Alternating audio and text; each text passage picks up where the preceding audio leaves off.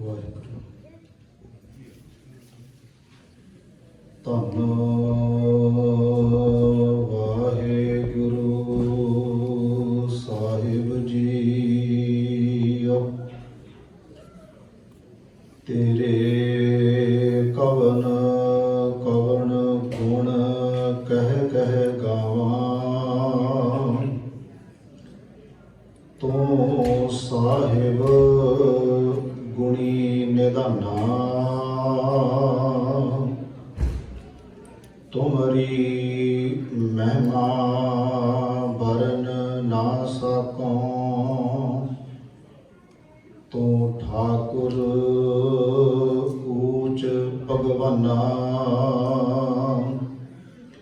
ਜੇਤਾ JIO ਪਿੰਡ ਸਭ ਤੇਰਾ। ਤੂੰ ਅੰਤਰਜਾਮੀ ਪੁਰਖ ਭਗਵਾਨ। ਦਾਸਨ ਦਾਸ ਕਹਿ ਜਨ ਨਾਨਕ। ਜਿਹਾ ਤੂੰ ਕਰਾਹੇ ਤੇਹਾ ਹਉ ਕਰੀ ਵਖਿਆਨ। ਧੰਨ ਵਾਹਿਗੁਰੂ ਜੀ। ਜਤਨ ਬਹੁਤ ਮੈਂ ਕਰ ਰਹਿਓ। ਮਿਟਿਓ ਨ ਮਨ ਕੋ ਮਾਨ। ਦੁਰਮਤ ਸਿਉ ਨਾਨਕ ਫਤਿਓ। ਰਾਖ ਲਿਓ ਭਗਵਾਨ। ਜਤਨ ਬਹੁਤ ਮੈਂ ਕਰ ਰਹਿਓ। ਮਿਟਿਓ ਨ ਮਨ ਕੋ ਮਾਨ। ਦੁਰਮਤ ਸਿਉ ਨਾਨਕ ਫਤਿਓ। ਰਾਖ ਲਿਓ ਭਗਵਾਨ। ਵਾਹਿਗੁਰੂ ਜੀ ਕਾ ਖਾਲਸਾ ਵਾਹਿਗੁਰੂ ਜੀ ਕੀ ਫਤਿਹ। ਪਰਮ ਸਨਮਾਨਯੋਗ ਚਵਰ ਛਤਰ ਤਖਤ ਦੇ ਮਾਲਕ ਜੁਗੋ ਜੁਗ ਅਟਲ ਧੰਨ ਧੰਨ ਸਤਿਗੁਰੂ ਗੁਰੂ ਗ੍ਰੰਥ ਸਾਹਿਬ ਸੱਚੇ ਪਾਤਸ਼ਾਹ ਜੀ ਦੀ ਪਾਵਨ ਪਵਿੱਤਰ ਹਜ਼ੂਰੀ ਅੰਦਰ ਸੁਭਾਏਮਾਨ ਗੁਰੂ ਸਵਾਰੇ ਸਤਸੰਗੀ ਜਨੋ। ਸਤਿਗੁਰੂ ਗੁਰੂ ਗ੍ਰੰਥ ਸਾਹਿਬ ਜੀ ਦੀ ਰਹਿਮਤ ਬਖਸ਼ਿਸ਼ ਦਾ ਸਦਕਾ ਹਫ਼ਤਾਵਾਰੀ ਦੀਵਾਨ ਦੀਆਂ ਹਾਜ਼ਰੀਆਂ ਭਰ ਕੇ ਸਤਿਗੁਰਾਂ ਦੀ ਪਾਵਨ ਗੁਰਬਾਣੀ ਦੇ ਪਾਠ ਗੁਰਬਾਣੀ ਕੀਰਤਨ ਆਪ ਜੀਆਂ ਨੇ ਸਰਵਣ ਕੀਤੇ ਹਨ। ਚੱਲ ਰਹੀ ਲੜੀਵਾਰ ਕਥਾ ਧੰਨ ਧੰਨ ਸਤਿਗੁਰੂ ਗੁਰੂ ਤੇਗ ਬਹਾਦਰ ਸੱਚੇ ਪਾਤਸ਼ਾਹ ਨੌਵੇਂ ਪਾਤਸ਼ਾਹ ਜੀ ਦੇ ਪਾਵਨ ਸ਼ਲੋਕਾਂ ਦੀ ਤੇ ਸਾਧ ਸੰਗਤ ਜੀ 33 ਨੰਬਰ ਸ਼ਲੋਕ ਤੱਕ ਅਸੀਂ ਵਿਚਾਰ ਕਰ ਚੁੱਕੇ ਹਾਂ। ਇਹ ਜਿਹੜਾ ਅੱਜ ਦਾ ਸ਼ਲੋਕ ਹੈ ਇਹ ਲੜੀ ਵਿੱਚ 34 ਨੰਬਰ ਹੈ ਤੇ ਅੱਜ ਧੰਨ ਧੰਨ ਬਾਬਾ ਦੀਪ ਸਿੰਘ ਜੀ ਸ਼ਹੀਦ ਉਹਨਾਂ ਦੇ ਜਨਮ ਦਿਨ ਨੂੰ ਮਨਾਉਂਦਿਆਂ ਹੋਇਆਂ ਹਰ ਸਾਲ ਦੀ ਤਰ੍ਹਾਂ ਭਾਵਨਾ ਸਹਿਤ ਸੇਵਕ ਪਰਿਵਾਰ ਮਨਾਉਂਦੇ ਹਨ। ਆਪਾਂ ਬਾਬਾ ਦੀਪ ਸਿੰਘ ਜੀ ਦੇ ਜੀਵਨ ਤੇ ਵੀ ਵਿਚਾਰਾਂ ਕਰਨੀਆਂ। ਆਓ ਸਭ ਤੋਂ ਪਹਿਲਾਂ ਜੋ ਚੱਲ ਰਹੀ ਲੜੀਵਾਰ ਕਥਾ ਹੈ ਸ਼੍ਰੀ ਗੁਰੂ ਤੇਗ ਬਹਾਦਰ ਮਹਾਰਾਜ ਜੀ ਦੇ ਪਾਵਨ ਸ਼ਲੋਕਾਂ ਦੀ ਪਹਿਲਾਂ ਇਸ ਦੇ ਨਾਲ ਆਪਾਂ ਸਾਂਝ ਪਾਈਏ। ਇਸ ਤੋਂ ਬਾਅਦ ਇਤਿਹਾਸ ਨਾਲ ਜੁੜਾਂਗੇ। ਕਰੋ ਕਿਰਪਾ ਸਾਰੇ ਮਾਈ ਭਾਈ ਅਸੀਸ ਬਖਸ਼ੋ ਤੇ ਮਨ ਦੇ ਟਿਕਾਓ ਇਕਾਗਰਤਾ ਦੇ ਵਾਸਤੇ ਆਓ ਸਾਰੇ ਮਿਲ ਕੇ ਉਚਾਰਨ ਕਰੀਏ।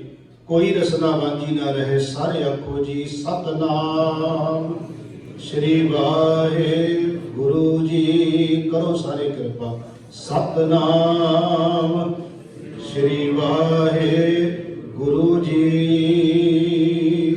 ਸਹਿਬ ਸਤਿਗੁਰੂ ਗੁਰੂ ਤੇਗ ਬਹਾਦਰ ਮਹਾਰਾਜ ਜੀ ਬਖਸ਼ਿਸ਼ ਕਰ ਰਹੇ ਨੇ ਪਾਵਨ ਸ਼ਬਦ ਦੇ ਵਿੱਚ। ਪਹਿਲਾਂ ਉਹਦੇ ਅੱਖਰੀ ਅਰਥ ਸਮਝੀਏ। ਜਤਨ ਬਹੁਤ ਮੈਂ ਕਰ ਰਹਿਓ। ਜਤਨ ਦਾ ਅਰਥ ਅਸੀਂ ਸਾਰੇ ਸਰਲ ਸਮਝ ਜਾਂਦੇ ਹਾਂ। ਸਭ ਨੂੰ ਪਤਾ ਹੈ ਵੀ ਜਿਵੇਂ ਆਪਾਂ ਕਹਿੰਦੇ ਬੜੇ ਯਤਨ ਕੀਤੇ, ਹੀਲਾ ਕਹਿ ਲਓ, ਕੋਸ਼ਿਸ਼ ਕਹਿ ਲਓ। ਮਹਾਰਾਜ ਕਹਿੰਦੇ ਯਤਨ ਬਹੁਤ ਬਹੁਤ ਜ਼ਿਆਦਾ ਯਤਨ। ਮੈਂ ਦਾ ਅਰਥ ਇੱਥੇ ਹੋ ਗਿਆ ਉੱਤਮ ਪੁਰਖ ਵਿੱਚ। ਜਦੋਂ ਅਸੀਂ ਇਸ ਨੂੰ ਗੁਰੂ ਤੇਗ ਬਹਾਦਰ ਮਹਾਰਾਜ ਦੀ ਬਾਣੀ ਦੀ ਵਿਲੱਖਣਤਾ ਹੈ। ਮਹਾਰਾਜ ਨੇ ਜਿਹੜਾ ਵਿੱਚ ਸ਼ਬਦ ਹੈ ਨਾ, ਕਿਸੇ ਚੀਜ਼ ਦੇ ਅਰਥ ਅਸੀਂ ਵਿੱਚ ਕਰਨੇ ਆ, ਤੇ ਉੱਥੇ ਮਹਾਰਾਜ ਨੇ ਆਮ ਤੌਰ ਤੇ ਗੁਰੂ ਸਾਹਿਬਾਨ ਨੇ ਸ਼ਬਦ ਵਰਤਿਆ ਮੰਮਾ ਤੇ ਹਾਹੇ ਨੂੰ ਸਿਹਾਰੀ ਮੈਂ, ਉਹਦਾ ਅਰਥ ਹੈ ਵਿੱਚ।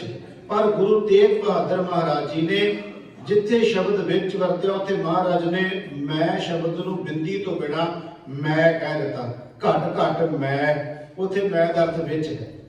ਇੱਥੇ ਮਹਾਰਾਜ ਗੁਰੂ ਤੇਗ ਬਹਾਦਰ ਮਹਾਰਾਜ ਜੀ ਨੇ ਇੱਥੇ ਅਸੀਂ ਬਿੰਦੀ ਲਾ ਕੇ ਕਵਾਂਗੇ ਕਿ ਯਤਨ ਬਹੁਤ ਮੈਂ ਦਾ ਮਤਲਬ ਹੋ ਗਿਆ ਆਪਣੇ ਆਪ ਨੂੰ ਕਹਿ ਰਹੇ, ਉੱਤਮ ਪੁਰਖ ਵਿੱਚ ਇਹ ਸ਼ਬਦ ਹੈ, ਆਪਣੇ ਆਪ ਨੂੰ ਸੰਬੋਧਨ ਹੈ।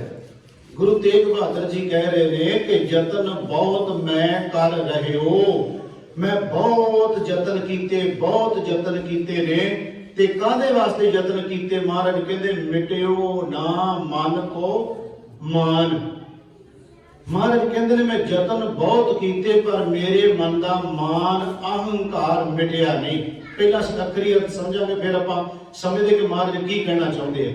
ਮਹਾਰਾਜ ਕਹਿੰਦੇ ਮੈਂ ਬਹੁਤ ਯਤਨ ਕੀਤੇ, ਮਨ ਦਾ ਅਹੰਕਾਰ, ਮਨ ਦਾ ਮਾਨ, ਮਨ ਦੀ ਹਉਮੈ ਮਿਟੀ ਨਹੀਂ। ਫਿਰ ਉਹਦਾ ਕਾਰਨ ਦੱਸਦੇ ਨੇ ਵੀ ਕਿਉਂ। ਇੱਕ ਤਾਂ ਕਾਰਨ ਦੱਸ ਦਿੱਤਾ, ਦੂਸਰਾ ਗੁਰੂ ਤੇਗ ਬਹਾਦਰ ਮਹਾਰਾਜ ਜੀ ਨੇ ਕਿਰਪਾ ਕਰਤੀ ਕਿ ਆਪਣੇ ਯਤਨਾਂ ਦੇ ਨਾਲ ਨਹੀਂ, ਪਰਮਾਤਮਾ ਦੀ ਕਿਰਪਾ ਨਾਲ ਹੀ ਅਸਲ ਵਿੱਚ ਮਿਟਦੀ ਹੈ।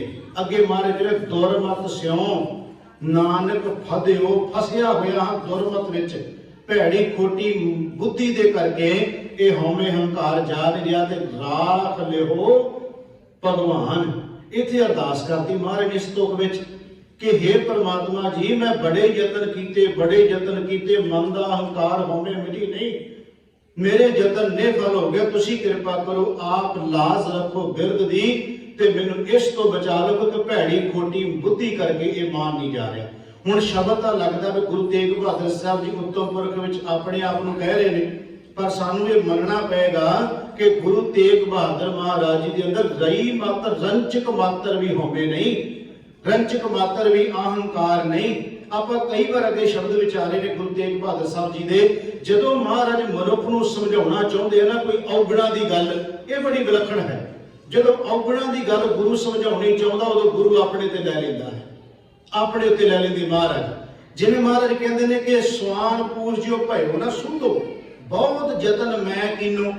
ਗੁਰੂ ਤੇਗ ਬਹਾਦਰ ਸਾਹਿਬ ਕਹਿ ਰਹੇ ਆਪਣੇ ਆਪ ਨੂੰ। ਹੁਣ ਕੀ ਮੰਨਾਂਗੇ ਵੀ ਗੁਰੂ ਤੇਗ ਬਹਾਦਰ ਸਾਹਿਬ ਦਾ ਮਨ ਜਿਹੜਾ ਹੈ ਉਹ ਇਸ ਤਰ੍ਹਾਂ ਵਸ ਵਿੱਚ ਨਹੀਂ ਆ ਰਿਹਾ। ਉਹ ਤਾਂ ਕਹਿੰਦੇ ਨੇ ਮਾਈ ਮੈਂ ਧਨ ਪਾਇਓ ਵਰ ਨਾਮ, ਮੈਨੂੰ ਤੇ ਉਹ ਧਨ ਮਿਲ ਗਿਆ।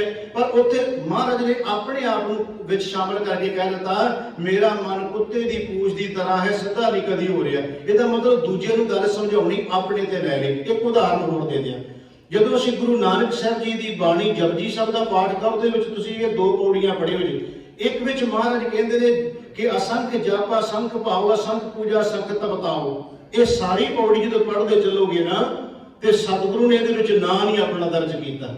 ਅਖੀਰਲੀ ਤੋਂ ਤੁਸੀਂ ਦੇਖੋਗੇ ਨਾ, ਚਲੋ ਮੈਂ ਪੜ੍ਹ ਦਿੰਦਾ ਕਿ ਅਸੰਖ ਜਪ ਅਸੰਖ ਭਾਵ ਅਸੰਖ ਪੂਜਾ ਅਸੰਖ ਤਪਤਾਓ, ਅਸੰਖ ਗ੍ਰੰਥ ਮੁਖ ਵੇਦ ਪਾਠ ਅਸੰਖ ਜੋਗ ਮਨ ਰਹਿ ਉਦਾਸ, ਅਸੰਖ ਭਗਤ ਗੁਣ ਗਿਆਨ ਵਿਚਾਰ ਅਸੰਖ ਸਤੀ ਅਸੰਖ ਦਾਤਾਰ, ਅਸੰਖ ਸੁਰ ਮੋਹ ਪਾਕਸਾਰ ਅਸੰਖ ਮੋਹ ਲਿਵ ਲਾਏ ਤਾਰ, ਕੁਦਰਤ ਕਵਣ ਕਾ ਵਿਚਾਰ ਵਾਰਿਆ ਨ ਜਾਵਾਂ ਏਕ ਵਾਰ, ਜੋ ਤੁਧ ਭਾਵੈ ਸਾਈ ਭਲੀ ਕਾਰ ਤੂੰ ਸਦਾ ਸਲਾਮਤ ਨਿਰੰਕਾਰ। ਬੜੀ ਵਿਲੱਖਣ ਗੱਲ ਹੈ। ਮਹਾਰਾਜ ਨੇ ਇਹਦੇ ਵਿੱਚ ਸਾਰਾ ਜ਼ਿਕਰ ਕੀਤਾ ਧਰਮੀ ਪੁਰਸ਼ਾਂ ਦਾ, ਜਿਹੜੇ ਸੱਚ ਕਮਾ ਰਹੇ, ਧਰਮ ਕਮਾ ਰਹੇ, ਆਪਣੇ ਆਪਣੇ ਢੰਗ ਨਾਲ ਕੋਈ ਕਮਾ ਰਿਹਾ। ਤੇ ਮਹਾਰਾਜ ਨੇ ਅਖੀਰਲੀ ਤੁਕ ਵਿੱਚ ਆਪਣਾ ਨਾਮ ਨਹੀਂ ਲਿਆ। ਅਗਲੀ ਪੌੜੀ ਪੜੋ। ਅਸੰਖ ਮੂਰਖ ਅੰਗ ਕੋਰ ਅਸੰਖ ਚੋਰ ਹਰਾਮ ਖੋਰ ਅਸੰਖ ਅਮਰ ਕਰ ਜਾਹੇ ਜੋਰ, ਅਸੰਖ ਗਲ ਵੱਡ ਹੱਤਿਆ ਕਮਾਏ, असंख पापी पाप कर जाए, असंख कूड़ियार कूड़े फिराए, असंख मलेश माल भाग खाए, असंख निंदक से करह भार, नानक नीच कह विचार। क्या विलक्षण है। महाराज ने जो सारा जिक्र उन्होंने दा कीता जिहदे च गुरु साहब कहते अंधखोर ने, मूर्ख ने, हरामखोर ने, निंदक ने, अखीरली तुक विच अपने आप को शामिल करके कहते नानक नीच कह विचार। ये विलक्षण है गुरु महाराज दी। जो दूसरे ਨੂੰ ਗੱਲ ਸਮਝਾਉਣੀ ਮਹਾਰਾਜ ਆਪਣੇ ਤੇ ਲੈ ਰਹੇ। ਅੱਜ ਦੇ ਸ਼ਬਦ ਵਿੱਚ ਵੀ ਸਾਡੀ ਗੱਲ ਕਰ ਰਹੇ ਨੇ ਗੁਰੂ ਤੇਗ ਬਹਾਦਰ ਮਹਾਰਾਜ ਜੀ ਕਿ ਮਨ ਦਾ ਮਾਨ ਅਹੰਕਾਰ ਮਿਟ ਨਹੀਂ ਰਿਹਾ, ਤੇ ਮਹਾਰਾਜ ਕਹਿੰਦੇ ਯਤਨ ਬਹੁਤ ਹੋ ਰਹੇ ਨੇ। ਹੁਣ ਗੁਰੂ ਗ੍ਰੰਥ ਸਾਹਿਬ ਦੀ ਬਾਣੀ ਚੋਂ ਦੇਖੀਏ, ਮਹਾਰਾਜ ਕਹਿੰਦੇ ਇਹ ਹਉਮੈ ਇਹੋ ਜੀ ਚੀਜ਼ ਹੈ ਜਿਹੜੀ ਰੱਬ ਨਾਲੋਂ ਪਰਮੇਸ਼ਰ ਨਾਲੋਂ ਜੀਵ ਦੀ ਦੂਰੀ ਬਣਾ ਕੇ ਰੱਖਦੀ ਹੈ। ਬਾਣੀ ਵਿੱਚ ਮਹਾਰਾਜ ਕਹਿੰਦੇ ਹਉਮੈ ਦੀਰਘ ਰੋਗ ਹੈ, ਬੜਾ ਵੱਡਾ ਰੋਗ ਹੈ। पर महाराज कहते ਇਹਨੂੰ ਕੋਈ ਇਹ ਵੀ ਨਾ ਕਹਿ ਲਵੇ ਕਿ ਲਾ ਇਲਾਜ ਹੈ, ਇਹਦਾ ਕੋਈ ਇਲਾਜ ਹੀ ਨਹੀਂ ਹੈ। महाराज कहते ਇਹਦਾ ਇਲਾਜ ਹੈ। ਹਉਮੈ ਦੀਰ ਗੁਰੂ ਗੈ दारू पी इस माए, ਇਹਦੇ ਵਿੱਚ ਦਵਾ ਵੀ ਹੈ। ਕਿਰਪਾ ਕਰੇ ਜੇ ਆਪਣੀ ਤਾਂ ਗੁਰ ਕਾ ਸ਼ਬਦ ਕਮਾਏ। ਜਿਹਨੂੰ ਭਾਈ ਗੁਰਦਾਸ ਨੇ ਕਿਹਾ ਕਿ ਵਾਹਿਗੁਰੂ ਗੁਰ ਮੰਤਰ ਹੈ, ਜਪ ਹਉਮੈ ਕੋਈ, ਇਹ ਇਸ ਤਰ੍ਹਾਂ ਤੇਰੀ ਹਉਮੈ ਮਿਟ ਜਾਏਗੀ। ਜਦੋਂ ਅਸੀਂ ਗੁਰੂ ਗ੍ਰੰਥ ਸਾਹਿਬ ਦੀ ਬਾਣੀ ਚ ਵੇਖਦੇ ਆ ਤੇ ਮਹਾਰਾਜ ਕਹਿੰਦੇ ਨੇ ਇਹ ਤੁਸੀਂ ਆਮ ਸੰਸਾਰੀ ਬੰਦਿਆਂ ਦੀ ਗੱਲ ਛੱਡੋ, ਮਹਾਰਾਜ ਕਹਿੰਦੇ ਧਰਮੀ ਬੰਦਾ ਵੀ ਨਹੀਂ ਬਚਿਆ ਇਹਦੇ ਤੋਂ। ਬਚਨ ਇੱਕ ਮਹਾਰਾਜ ਦਾ, ਤੀਰਥ ਜਾਓ ਤਾਂ ਹਉ ਹਉ ਕਰਤੇ। ਮਹਾਰਾਜ ਕਹਿੰਦੇ ਤੀਰਥਾਂ ਤੇ ਜਾ ਕੇ ਵੇਖੋ ਤੇ ਨਹਾਉਣ ਵਾਲੇ ਵੀ ਹਉ ਹਉ ਕਰੀ ਬੈਠੇ ਨੇ, ਉਹ ਵੀ ਹਉਮੈ ਚ ਗਰਸੇ ਨੇ। ਉਹ ਕਹਿੰਦਾ ਮੇਰੇ ਜਿੰਨਾ ਤੀਰਥ ਕਿੰਨੇ ਭਰਮ ਯਾਤਰਾ ਕਰ ਲਈ, ਮੇਰੇ ਜਿੰਨਾ। ਜਦੋਂ ਮਹਾਰਾਜ ਕਹਿੰਦੇ ਇਹ ਸਭ ਤੋਂ ਵੱਧ ਨੁਕਸਾਨ ਉਦੋਂ ਕਰਦੀ ਹੈ ਜਦੋਂ ਧਰਮੀ ਬੰਦੇ ਨੂੰ ਧਰਮੀ ਹੋਣ ਦਾ ਹੰਕਾਰ ਹੋ ਜਾਂਦਾ, ਉਦੋਂ ਬਹੁਤ ਨੁਕਸਾਨ ਕਰਦੀ ਹੈ। ਆਮ ਸਧਾਰਨ ਬੰਦੇ ਦੀ ਚਲੋ ਗੱਲ ਛੱਡੋ, ਵੀ ਆਪਾਂ ਕਹਾਂਗੇ ਬੇਸਮਝਿਆ ਨਹੀਂ ਪਤਾ, ਪਰ ਜਿਹੜਾ ਬੰਦੇ ਨੂੰ ਸਮਝ ਹੈ ਧਰਮੀ ਹੋਣ ਦਾ ਦਾਵਾ ਕਰਦਾ ਹੈ, ਮਹਾਰਾਜ ਕਹਿੰਦੇ ਨੇ ਉਹਨਾਂ ਅੰਦਰੋਂ ਵੀ ਹਉਮੈ ਨਹੀਂ ਜਾ ਰਹੀ, ਅਹੰਕਾਰ ਨਹੀਂ ਜਾ ਰਿਹਾ। ਹਮ ਕੁਲੀਨ ਪੰਡਤ ਹਮ, ਮਹਾਰਾਜ ਨੇ ਭਗਤ ਰਵਿਦਾਸ ਨੇ ਕਿਹਾ ਕਿ ਅਸੀਂ ਆਪਣੇ ਆਪ ਨੂੰ ਸੂਰਪਤ, ਪੰਡਤ, ਰਾਜੇ, ਕਵੀ ਆਪਣੇ ਆਪ ਨੂੰ ਵੱਡੇ ਘਮਾਉਣ ਵਾਲੇ, ਉਹ ਕਹਿੰਦੇ ਇਹ ਉਹਨਾਂ ਦੇ ਅੰਦਰ ਵੀ ਹਉਮੈ ਨਹੀਂ ਜਾਂਦੀ। ਫਿਰ ਬਾਣੀ ਚ ਭਗਤ ਸਾਹਿਬ ਜੀ ਕਹਿੰਦੇ ਜਬ ਹਮ ਹੋਤੇ ਤਬ ਤੂੰ ਨਹੀਂ। ਜਦੋਂ ਹਉਮੈ ਆ ਤੇ ਉੱਥੇ ਰੱਬ ਕਿੱਥੇ? ਅਬ ਤੂੰ ਹੀ ਮੈਂ ਨਹੀਂ। ਜਦੋਂ ਪਰਮਾਤਮਾ ਆ ਗਿਆ ਫਿਰ ਹਉਮੈ ਹੀ ਚਲੇਗੀ। ਜਿਹਨੂੰ ਕਬੀਰ ਸਾਹਿਬ ਨੇ ਕਿਹਾ, ਕਬੀਰ ਤੂੰ ਕਰਤਾ ਤੂੰ ਭਇਆ ਮੁਝ ਮੈਂ ਰਹਾ ਨਾ ਹੂੰ, जब आपा पर का मिट गया जग देखो तब तू। वो कहते तू करदा तू च समा गया तो हमें मिट गई। चलो मैं दो उदाहरण दे दिना ते उस तो बाद आपा बाबा दीप सिंह के जीवन वाले बने आने हैं। सौखी समझ लग रही है कि हौमे दी दो इतिहास में उदाहरण देन लग्या मैं कि ये जिहड़ी हौमे हंकार है ये बंदे दा गुरु दे नालों दूरी किस तरह बना दिंदी है। एक छिन विच आई हौमे गुरु वाले पिठ किवें करा दिंदी है। संखेप जिक्र करांगा कि गुरु हरगोबिंद महाराज जी ने अपने हथी पैंदे खान नूं पालिया है ते पालिया ही नहीं, महाराज ने सारे दात पेज ढंग तरीके सारे इहनूं सिखाए ने पैंदे खान। जदों गुरु हरगोबिंद महाराज जी दे नाल अकाल तख्त साहब दे सामने भुलदे ने ना ते महाराज कई बार की हुंदा कि गुरु हरगोबिंद सच्चे पातशाह आप ढह जांदे ने ते पैंदे खान गुरु हरगोबिंद महाराज दे उत्ते बैठ जांदा है। ਇਹਨੂੰ ਇਉਂ ਸਮਝ ਲਓ, ਸੌਖਾ ਸਮਝਣ ਲਈ, ਜਿਵੇਂ ਅਸੀਂ ਸ਼ਾਮ ਨੂੰ ਘਰੇ ਆਈਏ ਤੇ ਸਾਡੇ ਬੱਚਾ ਛੋਟਾ ਹੋਵੇ ਤੇ ਉਹ ਦਾਦੇ ਨਾਲ ਜਾਂ ਬਾਪ ਨਾਲ ਲਾਡ ਕਰਦਾ ਹੈ ਤੇ ਲਾਡ ਕਰਦਿਆਂ ਦਾਦਾ ਹੋਵੇ ਚਾਹੇ ਬਾਪ ਹੋਵੇ ਉਹ ਥੱਲੇ ਢਹਿ ਕੇ ਕਹਿੰਦਾ ਲੈ ਮੇਰੇ ਪੁੱਤ ਨੇ ਮੈਨੂੰ ਢਾਹ ਲਿਆ। ਇਹ ਲਾਡ ਹੈ, ਇਹ ਪਿਆਰ ਹੈ। ਉਹ ਕਹਿੰਦਾ ਮੈਨੂੰ ਢਾਹ ਲਿਆ ਮੇਰੇ ਪੁੱਤ ਨੇ ਜਾਂ ਪੋਤਰੇ ਨੇ। ਗੁਰੂ ਹਰਗੋਬਿੰਦ ਮਹਾਰਾਜ ਉਸ ਲਾਡ ਵਿੱਚ ਕਰ ਰਹੇ ਨੇ, ਪੈਂਦੇ ਖਾਨ ਨੂੰ ਢਹਿ ਜਾਂਦੇ ਨੇ। ਉਹਨੂੰ ਕਦੇ ਕਦੇ ਅੰਦਰੋਂ ਇਹ ਅਹੰਕਾਰ ਬਣਨਾ ਸ਼ੁਰੂ ਹੋ ਜਾਂਦਾ ਵੀ ਮੈਂ ਗੁਰੂ ਨੂੰ ਢਾਹ ਲਿਆ, ਪਰ ਉਹਨੂੰ ਨਹੀਂ ਪਤਾ ਗੁਰੂ ਕੀ ਖੇਡ ਵਰਤਾ ਰਿਹਾ। ਖੈਰ ਮੈਂ ਬੇਨਤੀ ਕਰਨ ਲੱਗਿਆ ਕਿ ਮਹਾਰਾਜ ਨੇ ਬੜਾ ਪਿਆਰ ਕੀਤਾ, ਇੰਨਾ ਕਿ ਮਹਾਰਾਜ ਨੇ ਕੀਮਤੀ ਵਸਤੂਆਂ ਵੀ ਇਹਨੂੰ ਦਿੱਤੀਆਂ। ਪਹਿਲੀ ਜੰਗ ਵਿੱਚ ਪੈਂਦੇ ਖਾਨ ਨੇ ਜੌਹਰ ਦਿਖਾਏ, ਜਦੋਂ ਇਸ ਵਿੱਚ ਜਿੱਤ ਹਾਸਲ ਹੋਈ ਆ ਸੀ ਬਸ ਨਿੱਕੀ ਜੀ ਸੂਖਮ ਹਉਮੈ ਜਿੰਨੇ ਪੈਂਦੇ ਖਾਨ ਨੂੰ ਗੁਰੂ ਘਰ ਤੋਂ ਦੂਰ ਬਣਾ ਦਿੱਤਾ। ਪੈਂਦੇ ਖਾਨ ਕਹਿਣ ਲੱਗ ਪਿਆ ਗੁਰੂ ਦੀ ਇਸ ਪਹਿਲੀ ਜੰਗ ਵਿੱਚ ਜੇ ਮੈਂ ਨਾ ਹੁੰਦਾ ਤੇ ਜੰਗ ਨਹੀਂ ਸੀ ਜਿੱਤੀ ਜਾਣੀ। ਇਹਨਾਂ ਵਿਚਾਰਿਆਂ ਨੂੰ ਕੀ ਪਤਾ ਦਾਲ ਰੋਟੀ ਖਾਣ ਵਾਲਿਆਂ ਨੂੰ ਇਹ ਜੰਗ ਕਿੱਥੋਂ ਜਿੱਤ ਸਕਦੇ ਸੀ।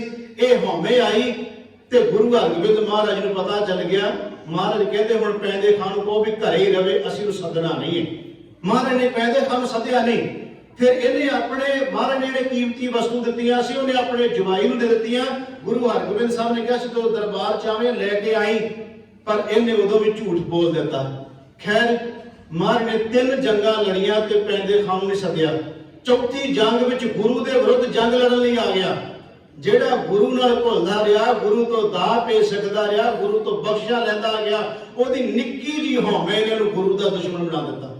ਇਹ ਚੌਥੀ ਜੰਗ 'ਚ ਗੁਰੂ ਨਾਲ ਲੜਨ ਵਾਸਤੇ ਸਾਹਮਣੇ ਆ ਗਿਆ।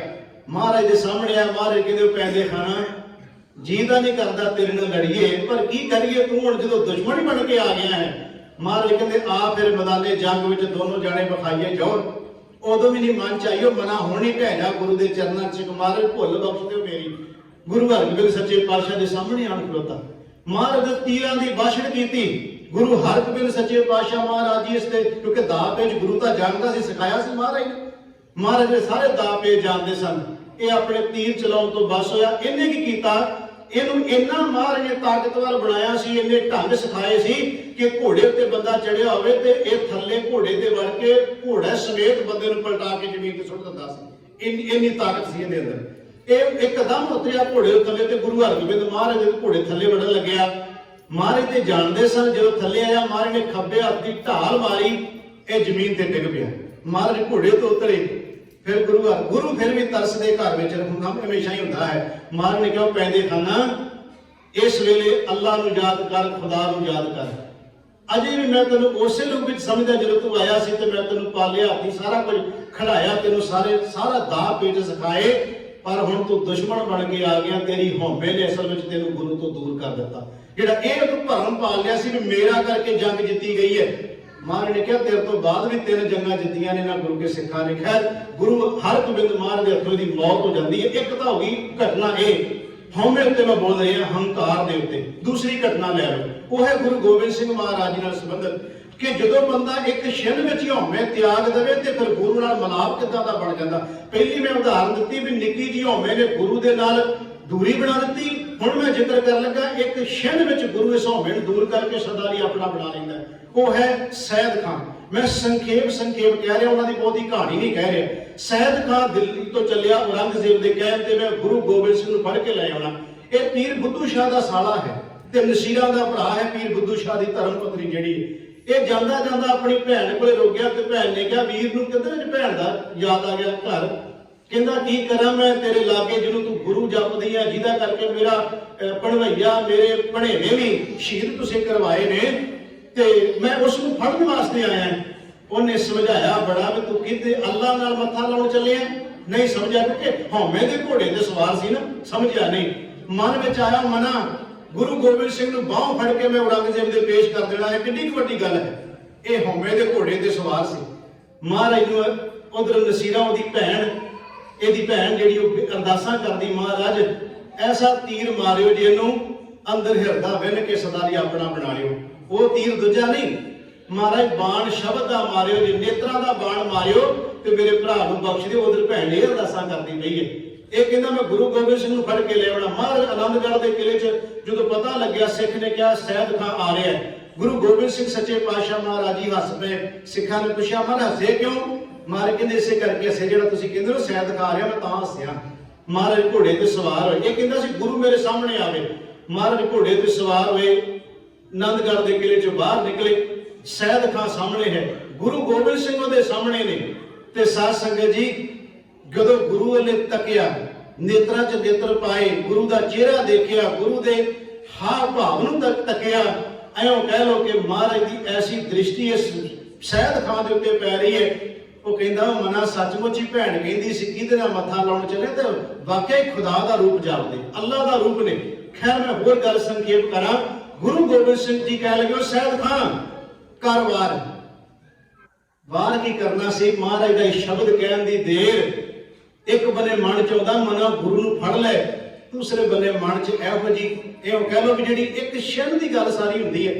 एक क्षण विच अंदर दी हौमे खत्म हो चली है ते गुरु का सिख बन चलिया। एकदम घोड़े तो थले उतरिया, गुरु नूं फड़न वास्ते चलिया सी, मारन वास्ते चलिया सी। हौमे दे उत्ते शिकार सी घोड़े ते मैं फड़ लियाउणा, जाके गुरु दे चरण फड़ ले, दाता मैनूं बख्श दे। एक क्षण विच क्षण ही लगा ना, दाता मैनूं बख्श दे, मैनूं अपना सिख बना ले। वाह भाई वाह। वो आया तू औरंगजेब के दरबार च कह के मैं गुरु गोबिंद सिंह नूं फड़ के ले आउणा है ते गुरु गोबिंद सिंह दे कोले आके कहंदा महाराज मैनूं अपना बना लो। महाराज ने कहा सैयद खां मैं तो उदों समझ गया जो तू चलिया है कि असल विच तू जेड़े काम आया होना वही सी। ये कुदरत तो लोग कोई इहो जी खेड वरतनी सी। महाराज ने कहा फिर सैयद खां अपने भणवैये बल्ले अपनी भैन बल्ले तक उन्होंने किवें गुरु नानक के घर की बख्शिश लई। फिर उन्हें कहा महाराज एक मेरे नाल वादा करो जो मेरा अंतला समा आवे तो मैं तुहाडी गोद च समावां। महाराज कहंदे ऐसा ही होएगा। अंत समा आया तो गुरु गोबिंद सिंह महाराज जी सैयद खां ये कोल पहुंचते थे, गुरु की गोद में समा जाता। दो मैं उदाहरण दी, एक दी उदाहरण दी भी हौमे का शिकार होया, वो गुरु का दुखी बन गया, गुरु हथों मारिया गया। दूसरा आया सी हौमे के घोड़े ते सवार, एक क्षण में गुरु ने हौमे दूर कर दी, वो सदा लई गुरु का सिख बन गया। ये सी संखेप जी जिक्र। गुरु तेग बहादुर साहब कह रहे हैं कि जतन बहुत मैं कर रहे हो, विटियो ना मन को मान, दुरमत से नानक फदियो राख लिहो। भगवान हे वैगुरु साडी हौमे नहीं जा रही, दुरमत करके भैड़ी बुद्धि करके साडी खोटी मत करके असीं हौमे दे शिकार होए हैं ते तुसीं कृपा करके सानूं हौमे तो बचा लो।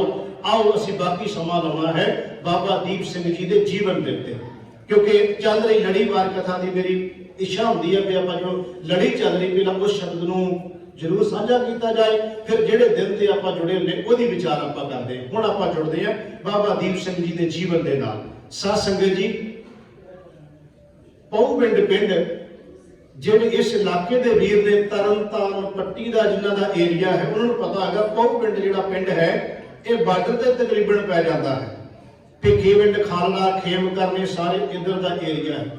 ਪਉਪਿੰਡ ਦੇ ਵਿੱਚ ਦੋ ਬੜੇ ਭਾਗਾਂ ਵਾਲੀ ਇੱਕ ਜੋੜੀ ਰਹਿ ਰਹੀ ਹੈ, ਭਾਈ ਭਗਤਾ ਜੀ ਤੇ ਮਾਤਾ ਜਿਉਣੀ ਜੀ। ਇਹ ਗੁਰੂ ਤੇਗ ਬਹਾਦਰ ਸੱਚੇ ਪਾਤਸ਼ਾਹ ਦੇ ਦਰਸ਼ਨ ਕਰਨ ਜਾਂਦੇ ਨੇ ਜਦੋਂ ਸਮਾਂ ਮਿਲਦਾ ਹੈ। ਗੁਰੂ ਤੇਗ ਬਹਾਦਰ ਮਹਾਰਾਜ ਜੀ ਦੇ ਅਨੰਦਪੁਰ ਦਰਸ਼ਨ ਕਰਨ ਵਾਸਤੇ ਜਾਂਦੇ ਨੇ। ਸਮਾਂ ਆਇਆ, ਵਾਹਿਗੁਰੂ ਦੀ ਕਿਰਪਾ ਹੋਈ, ਇਹਦੇ ਘਰ ਵਿੱਚ ਇਹਨਾਂ ਦੇ ਘਰ ਵਿੱਚ ਇੱਕ ਪੁੱਤਰ ਪੈਦਾ ਹੁੰਦਾ ਹੈ।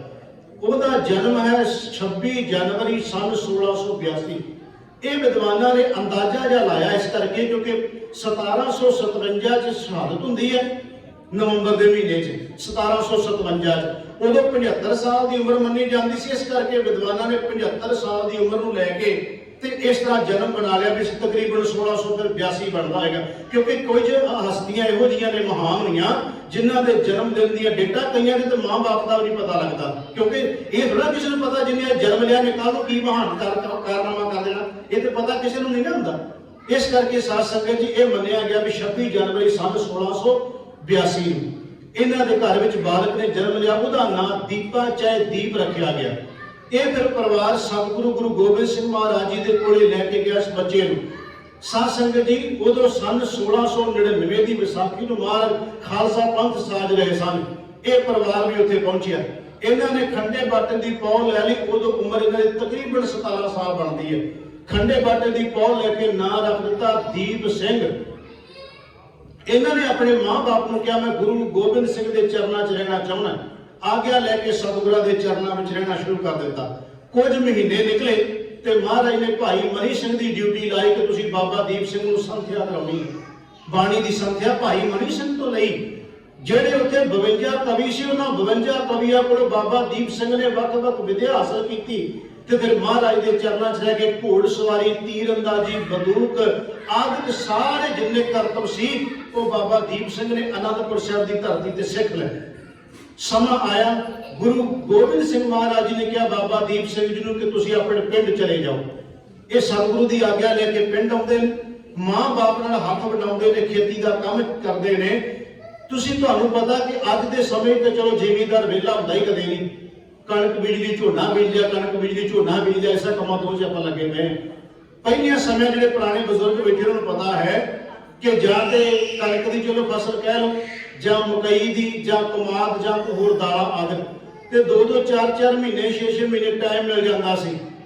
ਜਦੋਂ ਫਸਲ ਬੀਜ ਦਿੱਤੀ ਜਾਂਦੀ ਸੀ ਉਦੋਂ ਟਾਈਮ ਮਿਲ ਗਿਆ ਵੱਢਣ ਤੋਂ ਪਹਿਲਾਂ 3-4 ਮਹੀਨੇ ਸਮਾਂ ਮਿਲ ਜਾਂਦਾ ਸੀ। ਇਹ ਮਹਾਰਾਜ ਦੇ ਕੋਲ ਚਲੇ ਜਾਂਦੇ ਸਨ।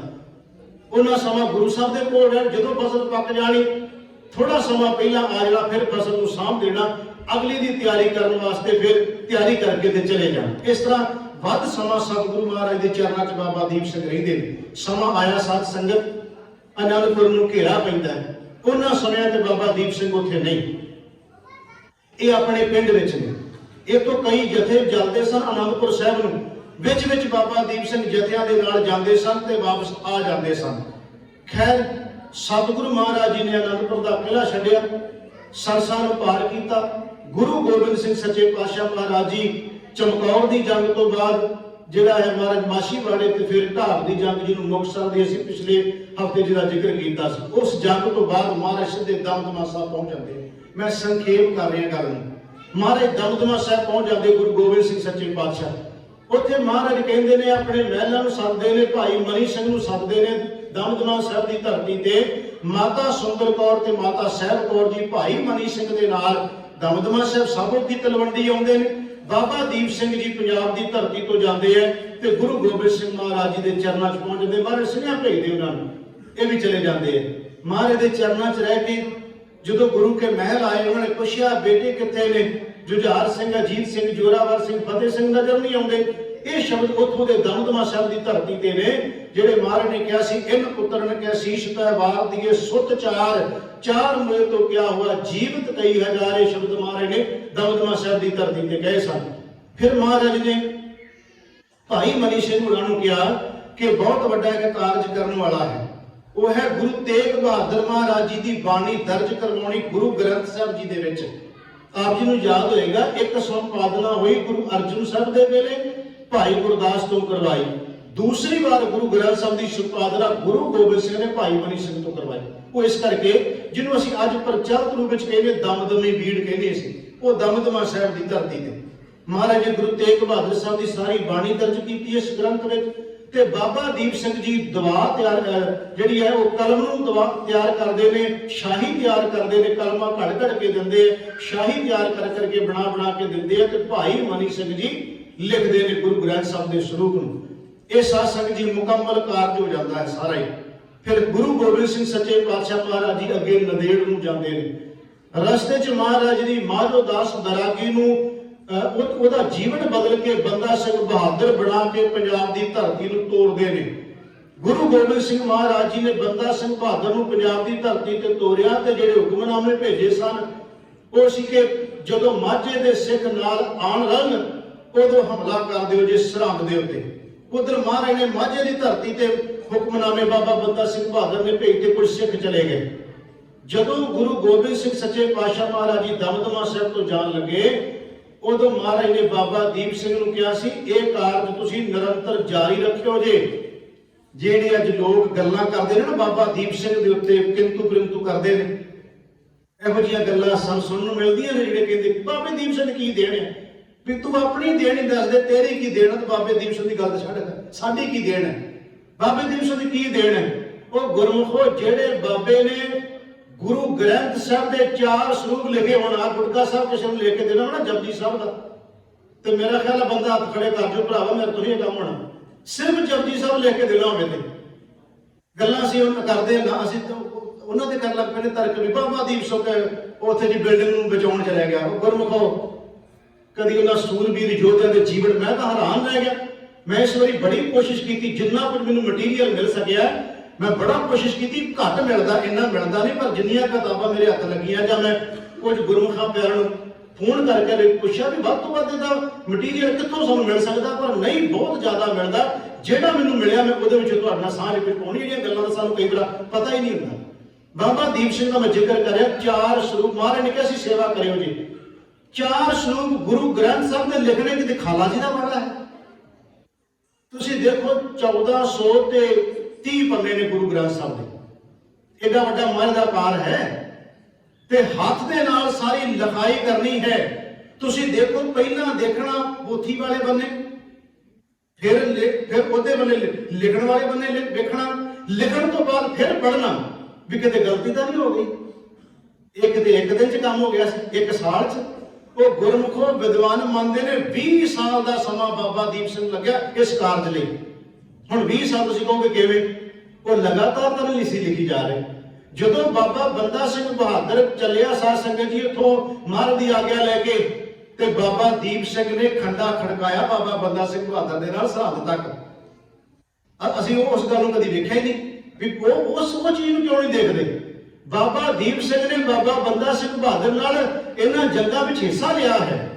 ते साध संगत जी जदों सरहद फतेह होई ते बाबा दीप सिंह आनंदपुर साहिब बाबा बंदा सिंह बहादुर दे नाल आउंदे ने। फिर इत्थे बाबा बंदा सिंह बहादुर ने कहा बाबा जी कृपा करो का तुसीं गुरु गोबिंद सिंह दे चरनां च रह के बाणी दे अर्थ समझे ने ते कृपा करो बाणी एक बार संखेप रूप दे विच थोड़े तो थोड़े समय च कृपा करो। 3 महीने लगातार बाबा दीप सिंह जी आनंदपुर साहिब की धरती से बाणी की अर्थ व्याख्या करते रहे। संखेप किया क्योंकि विस्तार नहीं हो सकता। आखिरी अर्थ तुम कह सकते हो भी निरंतर करके लड़ीवार 3 महीने बाबा दीप सिंह जी ने गुरु ग्रंथ साहब के आनंदपुर साहिब की धरती से सिखां नूं बाणी के अर्थ सिखाए समझाए। जिस दिन भोग प्यास समाप्ति हुई बाबा बंदा सिंह बहादुर जी भरे हुए दरबार दे विच संगत का बड़ा बड़ा इकट्ठ सी। बाबा बंदा सिंह बहादुर जी स्टेज ते आ गए। स्टेज चलो अज वर्गियां स्टेजां नहीं, ये कह लो कि उदों कोई माइक नहीं सी, कोई इस तरह का नहीं साधन है। उच्ची जगह ते खलो गए जिथे बाकी आवाज पहुंच जाए। सारी संगत जुड़ी बल बैठी है। जिस दिन भोग पाया गया समाप्ति हुई बाबा बंदा सिंह बहादुर उठे। बाबा बंदा सिंह बहादुर ने क्योंकि बाबा दीप सिंह का सरहंद की जंग में दंद टुट गया सी जितों इन्होंने जिंदा शहीद का खिताब दिता गया। मिस्र शहीदों के जथेदार भी बाबा दीप सिंह सन।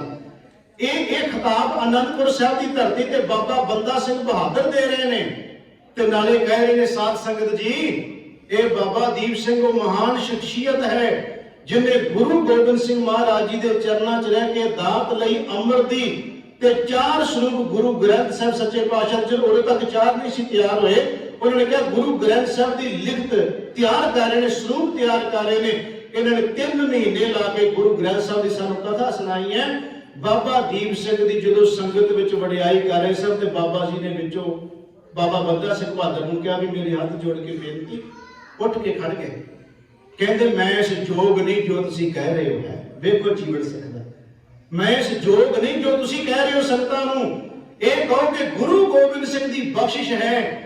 गुरु गोबिंद सिंह आप सेवा ले रहे ने, बस जिन्नी जिंदगी और सारी पंथ दे लेखे लग जाए। मेरे वास्ते खालसा जी अरदास करो ना कि मेरे सिफतां दे पुल ना बनो इत्थे संगत विच। ये बाबा दीप सिंह ने कहा। खैर बाबा बंदा सिंह बहादुर जी फिर साध संगत जी जंग शुरू हो जाते हैं ते बाबा बंदा सिंह बहादुर दे कहण ते कि तुसीं वापस फिर दमदमा साहब की धरती ते जाओ, जेड़ा महाराज तुहानूं कारज क्या करने वास्ते वो जारी अपना निरंतर कारज करते रहो। सन 1716 आउंदा है, बाबा बंदा सिंह बहादुर की शहादत हो जाती है। बाबा बंदा सिंह बहादुर की शहादत तो बाद 10 साल बाद बाबा तारा सिंह बाण जी शहीद होंगे ने 1726 ਨੂੰ।